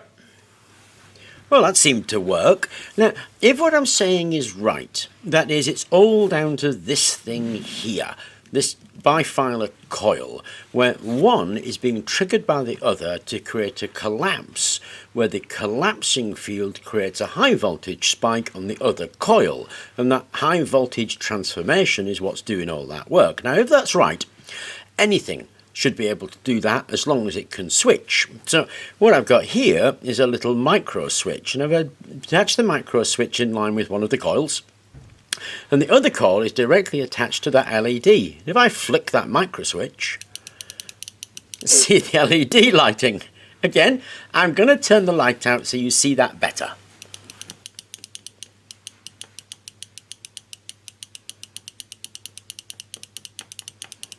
So it seems to me the heart of the system is here. It's here and a switching mechanism of some description. So we have two coils, remember, bifilar coil. There's only about 30 winds on this. We switch one coil, it collapses, drives a high voltage spike in the other coil, and that's what you're harvesting. Now, any switching arrangement, it would seem, would work. Bedini uses those rotating magnets. We did a magnet just straight against it to show magnetic switching. We use mechanical switching. We've used a transistor to switch, but any of those switching arrangements is going to work. Now, it's a good thing, not a bad thing. It's not a criticism. Remember what I said in the previous video. If you can't replicate something using the logic but alternative methods, there's usually nothing to it. If you can replicate it using logic and alternative methods, then you're onto something. So I think it's a positive thing rather than a negative thing, okay? So the heart of the system is a method of switching, and that can be a whole range of methods of switching, a bifilar wound coil on some kind of core. And again, remember we showed it could be any kind of core, really. The rest, once you show that, is optimization. And okay, this is not going to be the best. I mean, we didn't get a particularly bright light. Switching it by hand with 30 turns. You recommended to do sort of, I think it's 850 turns or something crazy. The more turns you put on, the more you're going to see that noticeable voltage spike. This has been used for things like battery charging. Now, battery desulfonation by high frequency, high voltage pulsing is actually quite a popular method for reviving lead acid batteries. So it has applications in that. Now, it uses the power coil to drive that wheel around. So it's actually kind of self-switching, being driven by the magnetic rotation. That motor will do some work, and there is an Australian group called Panacea Bocaf who did something called a rotiverter, which I quite liked because it looked at motors and looked at scavenging the energy from them when they weren't under load, and then feeding the energy back in when they were under load, and it looked really kind of cool. But I was asked to look at it. That's pretty much as I'm going to do on it, really, because I'm really only interested in investigating the logic and what can possibly work. So I hope you enjoyed the video, and thank you very much for watching. Alright, so he just went to the logic of it, but doesn't actually check if it works or not. So I'm like, alright. So this is pretty interesting, nonetheless. It's like he kind of like scared off, assuming if it's actually over Unity. So this is a very interesting one. Very interesting video there. Alright. Yeah, so let's see what else. Yes, basically, and then I want to get the potentiometer. What that was. What is a potentiometer in this video? Let's see. What is a potentiometer? Potentiometer explained. Let's see if there's a quick. Let's see if there's a quick explanation. This is a potentiometer. The dial lets us change the resistance of the component. We use them for things like volume control. They have 3 terminals. A resistive track runs between the 2 end terminals. A bridge connects the outer resistive track to the center track. Turning the dial moves this bridge. On the top is a number, which indicates the maximum resistance. If we connect between the center pin and the end pin, we can turn the dial to control the resistance. As the resistance changes, the current also changes. Okay, so basically you can change the resistance by moving this. Okay, so you can move this over to make it high resistance, and then lower by moving it away from this. It's like just basically like a friction wheel, like a braking setup. We can use this to control the brightness of the LED. If we connect the battery across the 2 end pins, we have a voltage drop because of the resistive track. If we connect to the center pin and the end pin, we can vary the output voltage. Okay, so you can go connect both of them. You can vary how much the output, the actual voltage is. Center pin and the end pin, we can vary the output voltage. Turning the dial lets us use just part of the track, and so we only have part of the voltage drop, and this creates a voltage divider that lets us control the output voltage. Okay, so basically, this is the friction wheel, but what's the difference? Why is the center one there? How does the center one come? Brightness of the LED. If LED resistance changes, the current. Okay, this one here goes like that. Then if you put this one around, it has just a big drop there. Distance. If we connect between the center pin and the end pin, we can turn the dial to control the resistance. As the resistance changes, the current also changes. But the voltage is always the same. Okay. We can use this to control the brightness of the LED. If we connect the battery across the 2 end pins, we have a voltage drop because of the resistive track. Why does that voltage drop, but the other one only resistance? That part I don't understand. If we connect to the center pin and the end pin, we can vary the output voltage. Turning the dial lets us use if we connect end pins, we have end pins to control the brightness of the battery across the again, if it goes, this is from here to there, the voltage drop. I just don't understand why this wouldn't be a voltage drop. Alright, we're in the matrix. Okay. But anyways, a bunch of voltage, these shorts there, they remain in resonance with the dial track. Okay, what is it in the world does that mean? Again, this is where I don't have the engineering background, electrical engineering background. Let's see if this would make sense. So I think I might start doing, like, instead of saying what is a Bedini motor, what is this? Because I need to build up my electrical engineering stuff. A potentiometer, often known as a pot or a potmeter, is a free-terminal, mechanically driven rotating analog device that can be found and utilized in a wide range of electronic projects.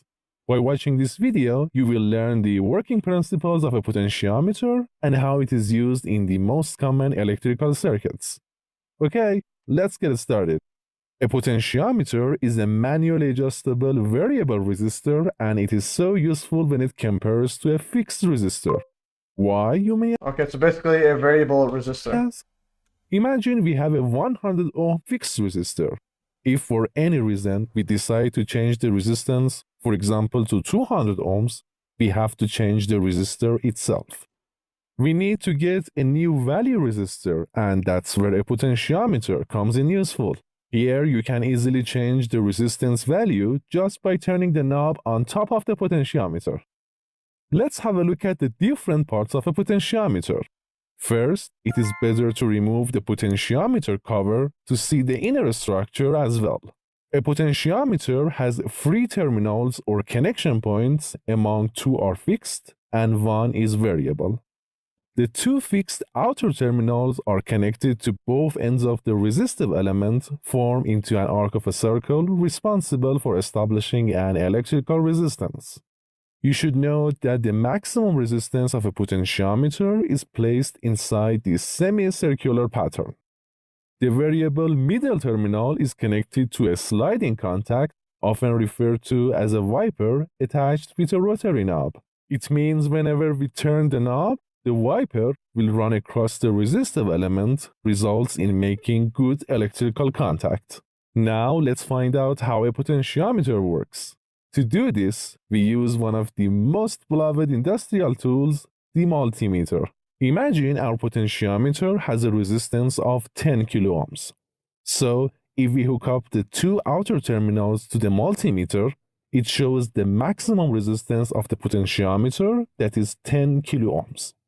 Now I connect one side of the multimeter to the middle terminal and the other side to one of the outer terminals of the potentiometer. This way, the resistance value that the multimeter shows depends on the position of the wiper over the resistive element. If we adjust the wiper in such a way that increases the resistive path between the measured outer terminal and the wiper, the resistance increases. And if we set the wiper in such a way that decreases the resistive path, the resistance decreases. Note that if we connect another multimeter's probes to the middle terminal and the other unused outer terminal of the potentiometer, the sum of the resistance shown by these 2 multimeters is equal to the maximum resistance of the potentiometer. To fulfill your learning, you need to know how the potentiometer can be connected in different configurations in the most common electronic applications. If only the middle terminal or wiper and one of the outer terminals of the potentiometer are used, it will act as a variable resistor. In this application example, we use a potentiometer for brightness control. Here we connect the wiper to the positive terminal of the power supply and one end of the resistive element to the positive side of the LED. As you may know, the amount of current flowing through the LED determines its brightness. If we turn the potentiometer in a way that increases the resistance, the current flow decreases, thus the LED will become dimmer. And if we adjust the potentiometer in a way that decreases the resistance, the current flow increases, thus the LED will become brighter. Now let's switch to another application example where all 3 terminals of the potentiometer are being used in wiring configuration. This way, we can say the potentiometer will act as a voltage divider. In this diagram, we use a potentiometer. Oh, yeah, that's the part where I still need to grasp why is the voltage there. Tammy says they vibrate in unison regardless of the dial's position. Yeah, but I'm trying to understand this. Just like, why is the voltage change? The resistance changes. Why is the voltage different? So, yeah, the potentiometer will act as a voltage divider. In this diagram, we use a potentiometer for motor speed control. Here we apply a reference voltage across the whole length of the resistive element and connect the wiper to the DC motor. Okay, so it goes like this. The motor is connected this way there, but this is also connected around there. So you have 2, there's the motor, there's a supply. This way, by turning the knob and controlling the position of the wiper, we can allow enough voltage to pass through the potentiometer. Okay, so this is, how do you get the voltage there? So there's 9 volts, goes in here. Alright, let's go back here. How did you divide voltage? Because this is connecting to a motor. And connect the wiper to the DC motor. This way, by turning the knob and controlling the position of the wiper, we can allow enough voltage to pass through the potentiometer. If we adjust the wiper in a way that introduces high resistance, more voltage will drive to the motor, resulting in turning the DC motor faster. Wait, so basically more resistance equals more voltage here? What in the world's going on here? Okay, so you can go spin it faster, but then the lights will go dimmer. Voltage will drive to the motor, resulting in turning the DC motor faster.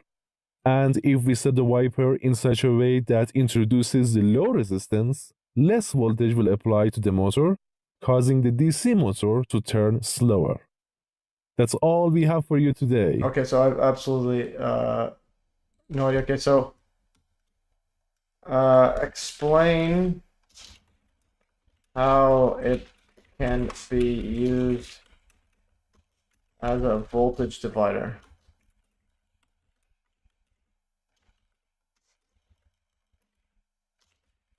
Explain like I am a noob. Okay, it's like the guy just showed the voltage drop. 1 volt equals slow speed. What in the world does that mean? It's basically full on 9 volt turn drops voltage. Okay, it's like anybody just please speak in like my language. Okay, so explain like I'm a noob. What's the potentiometer? What's the voltage driver?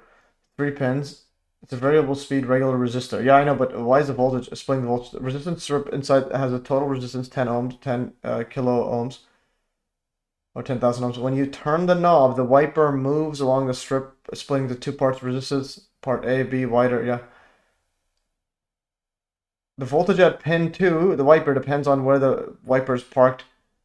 It's a fraction of the total voltage 12. How it divides. If the wiper is all the way at pin 1, you get the 12 volts. Because there's no resistance, and part B has all of it. If the wiper is all the way, you get 0 volts at pin 2 because all is resistance at none. Okay, I'm gonna check. Let's go back here again. Yeah. So anyway, this is why it takes me forever to do something. Okay, Gonzo Johnny, I have to go. Have a good one. Cheers. Yeah, for sure. Have a good one. Thanks for joining this show. All right, I need to figure this out. This is like, I'm gonna maybe do a video on just like what is going on here. I'm gonna potentiometer. So here's the question, okay? So the battery's connected here. And controlling the position of the wiper, we can allow enough voltage to pass through the potentiometer. Through the length of the resistor, we use a potentiometer for. This way, we can say the potentiometer will act as a voltage divider. In this diagram, we use a potentiometer for motor speed control. Here we apply a reference voltage across the whole length of the resistive element and connect the wiper to the DC motor. Yeah, so it sends the voltage all the way across to both. So it sends both terminals. And then this connects over to here, okay. This way, by turning the knob and controlling the position of the wiper, we can allow enough voltage to pass through the potentiometer. Okay, so if we adjust the wiper in a way that introduces high resistance, more voltage will drive. Oh, okay, no, I got it. Okay, so I think I got it. Okay, so this, yeah. Basically, this resistance is to prevent this voltage across this side here. So now you have the battery going across like this. Actually, how would it go? It would go to the motor, resulting in turning the thing that introduces high resistance. More voltage will drive to the motor. So this will go more towards this one here. Yeah, that part I don't quite understand. Why would it do that? Resulting in turning the DC. Same as variable speed trigger on a charable drill for speed drops. Yeah, I'm just saying, like, why? Okay, so your increased resistance increases voltage. What does that mean? Okay, I'm gonna go potentiometer online simulator. Like, please, like, why is everybody making it so difficult? Test online circuit. Okay. DCA lab. Okay, so we have some tests right here.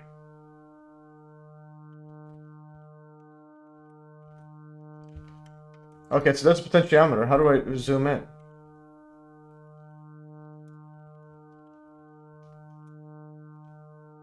start saving required. Okay, I don't want to save. Okay, so here's the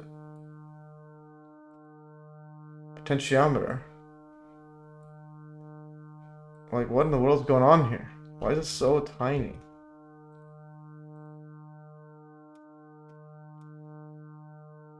Okay, please help. Okay, resistance.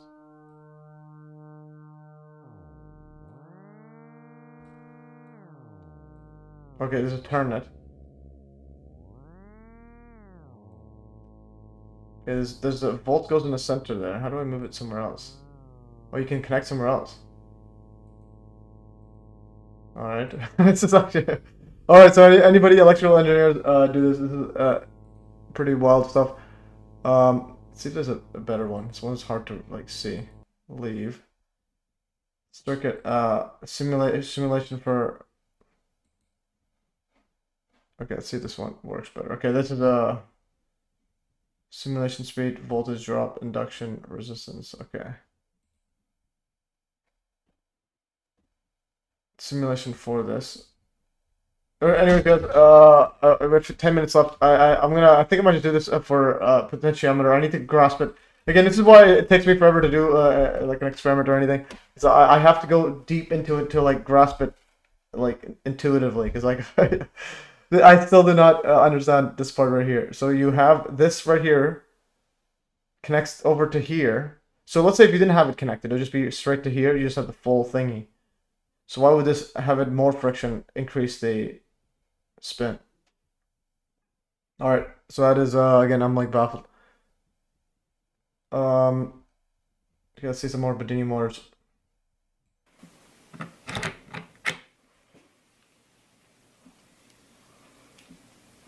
Okay, 142. I built a very simple.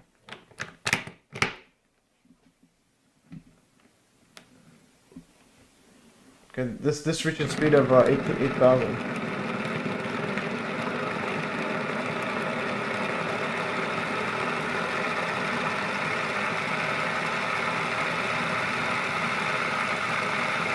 So the back EMF is each time it switches like this on off, this on, and then basically you have electricity you can gather.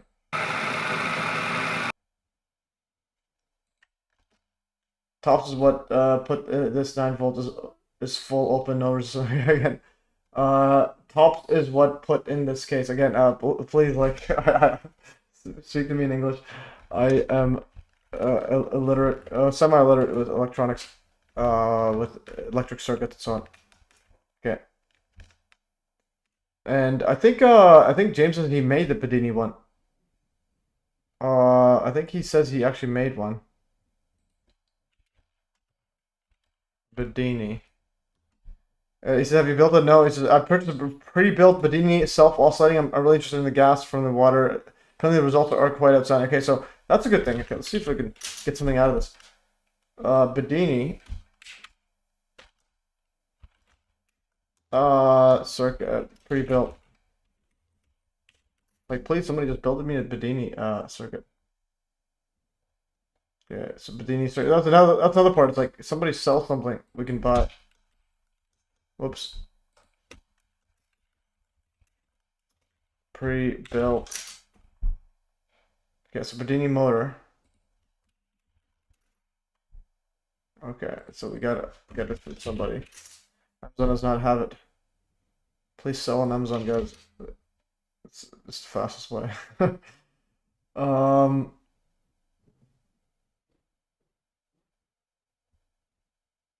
No, motor pseudo perpetual motion. Okay, this guy says it's pseudo perpetual motion. $93 USD. Perpetual motion assembled toy.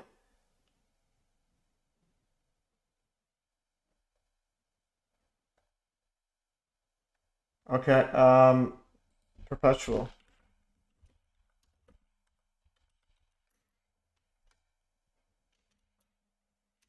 Why? Apparently you can't call it perpetual then.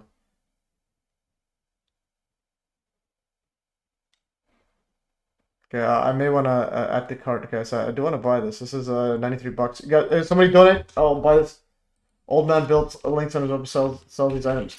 Okay, if you guys have some links again, guys realize I keep saying I don't have a background in this stuff, so I'm more of a tinkerer. So like you give me something, I'll tinker with and play around with it, like similar with the electromagnets. I mean with the magnetics and repulsion. So I might buy this one, or if there's another one out there, Bedini motor. Who old man built like anyways? Put in the website, guys, please. I'm put the website here. I can go and let me know where it is.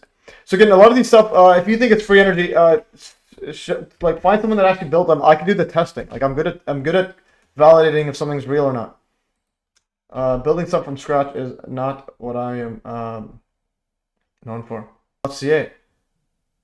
Experiment teaching science to okay, so this one I can grab this one. Okay, this is good. He's simple. What's the price around here? All right, I think I might just buy this and see what happens. This is from select plan. Okay, so we'll just buy this then. All right, guys, I'll buy this and hopefully it works. I need. Okay, no thanks. Proceed to checkout. Okay, so guys, if there's any other ones better, it's on Amazon. Just because I pay for Prime, it's much faster.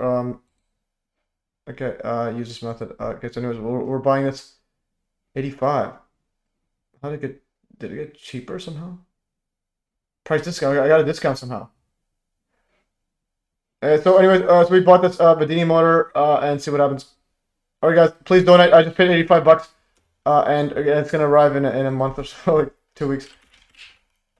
Donate. So again, I learned from like I need to like physically see it until yeah, guys, please donate. Help fund this project. It's paid 85 bucks for this mumbo jumbo and so on. Yeah. Okay, this one here, old man Etsy. Okay, this is old man Etsy. Okay, it's another one. How much? How much do these cost? This is 100. This is 143 capacitor bank. Bedini. What's Bedini? Old man builds. Okay. Yeah. So, what does he have that I can build? This is it's pretty expensive though. Okay. So I ordered the Bedini stuff. So anyways, so we got the Bedini. I'll send it to Etsy. I'll tell this guy about this one here. And see what happens.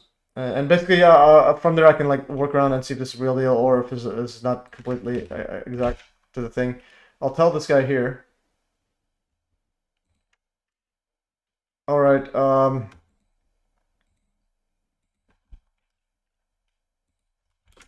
right. I just purchased this one. This Bedini motor. Pre-assembled.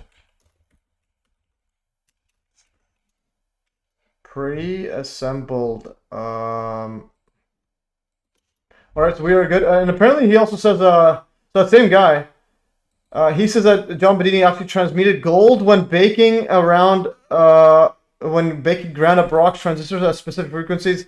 Goes to show that anybody can say something is impossible unless they know everything. So apparently, but the thing is, he actually did it, but where's this gold stuff? It's like how we again. These are you have to realize these are massive claims you're making. Also, this guy's anti-moon landing, but I'm like, moon landing actually happened when I actually looked at it. So, anyways, nonetheless, yeah. So again, guys, please like understand how we are perceived by the mainstream. All right, like for example, you go 9/11. Let's see. No, it was 9/11 conspiracies. And then what's the first thing that gets shown up? You go to Wikipedia and so on. 9/11 conspiracy theories, wiki. Just to give you an idea, there's billions of people in the world that think we're nuts, and so that's why when here at MES, I'm trying to make it like presentable. So it's like please, like understand always in the back of your hand. This is how we're perceived. So when you, for example, when the James guy says that John Bedini transmuted resistors into gold, all right. If you don't have anything to show for it, don't even say it. Like, just don't say it. Oh yeah, actually, now instead of saying apparently, he actually transmuted gold when baking ground up rocks, or he changed the gold or whatever to something else. So it's like the question is, do you have evidence, or can you replicate it? Can something happen? It's like basically don't talk about things that will look like a complete another clown by the mainstream peeps, even by alt media, even by me. I'm like thinking, like, are you sure?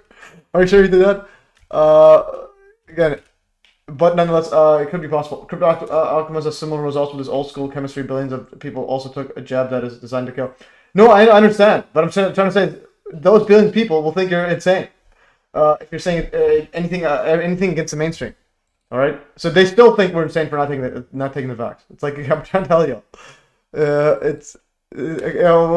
what I'm trying to say is I understand the mainstream's insane, but what I'm trying to say is they comprise the majority of the world and the majority of the funding. So it's like, how do we get someone get funding for my gold transportation stuff? Well, we gotta show some gold transportation. Okay, so this is apparently he's doing some next level stuff. Okay, I'm gonna put the link there. So basically, please put in some effort. Even this guy, even if you don't know the actual mathematics or the science behind this, like get these guys to present something like that we can take home. Like this guy, if you can get him to actually show a presentation of his working thing. This can be replicated, but can be discussed on like against policy. I'm not sure what you mean. This can be discussed. This can be replicated. Yeah, but I'm just trying to say, make something easier. This guy here actually says it's insane that things returned dusted and weren't really any office furniture and rubble, just dusted. I set up a leader node on DTube to help keep the chain more stable. For whatever reason, the node still needs more votes because even though the node is in position 5, it's not solving blocks. Anyways, that's some DTube stuff. So again, I'm waking up a lot of the Hive crypto people to 9/11. That's the name of the game. Anyways, guys, that is all for today. Thanks for joining. Yeah, we'll try to power through a bit like slower, I think, next time. But Bedini one again, I learn it slowly and do stuff. I might do a Wilhelm Reich stuff in the future as well.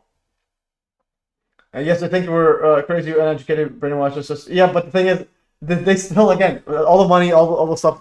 Like the people that clean your, like the pick up your garbage or whatnot, or clean the floors, or like serve you food and stuff. Almost all of them are mainstream people. Okay, when you go to a hospital, almost every single one is mainstream persons. What I'm trying to say is they run the world. Like almost every family member you have is mainstream.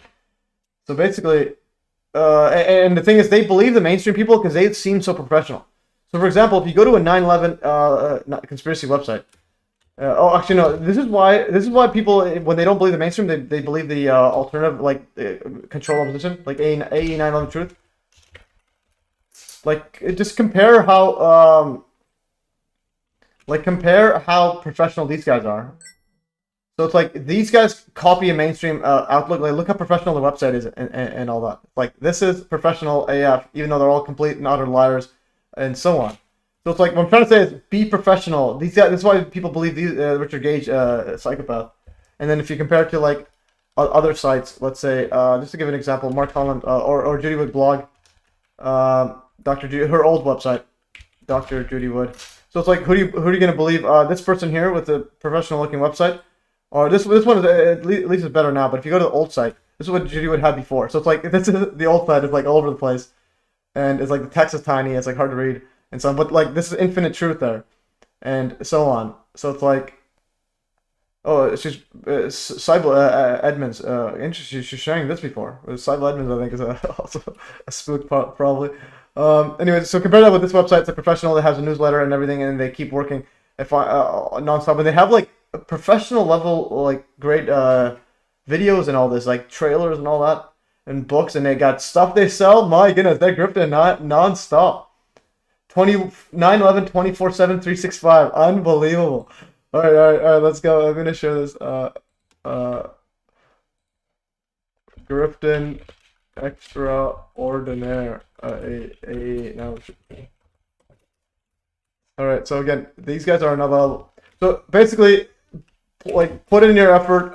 Again, like this is kind of what I mean. It's like you get the truth, but also spend some time in making it presentable. Like these guys are presentable, unbelievable, even though they're complete utter like psychos. Okay, so basically be next level guys. That's why here at MES, I take it to I take it like upon myself to be professional, and so and then I also put a lot of effort into the thumbnails. So if you see the thumbnails I put in, for example, this thumbnail, I'll go back, exit this.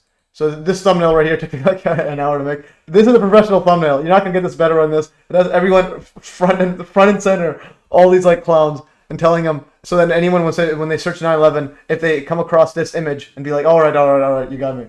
And also, what's up with there's a comment right here. There's a comment. I think Amateur Solar said, "What's up with his head? Why is it so big?" Or something like that. Or I think it was somewhere else. Okay, I'm gonna go back over here, I think. Okay, I'm gonna go quickly here. Ike. Yeah, so yeah, she said that I never noticed what a huge forehead David Icke has. Yeah, and this person right here. And also, I'm gonna read this out. I'm gonna end the stream. Okay, guys. This person says Flat Earth Patriot. Okay, why is this Flat Earth Patriot? Please stop. Get the Flat Earth either. I couldn't agree more, brother. All of them are shills. I was duped by Alex Jones from 2012 to 2016, but I'm glad to have channels like yours to open more eyes to the BS. Also, I finally finished Dr. Judy Wood's book, Where the Towers Go, which was literally the best book I've ever read. I handed it off to my buddy's brother who was in Afghanistan a month after the towers justified. He's been having his mind blown as well. Okay, think about that, going to war, killing a bunch of brown people, and then realizing you've been duped beyond belief. All right, epic stuff, guys. Anyways, that's all for today, guys. And yeah. Anyways, ending the stream. And yeah, thanks for joining. Thanks for joining, and have a great day. And also help donate. I just paid $90 for Bedini water. Great day. And I'll be working on a Hive video. It's gonna be pretty epic. It's been taking a while, but it's pretty epic. Anyways, guys, I'm gonna close this stuff.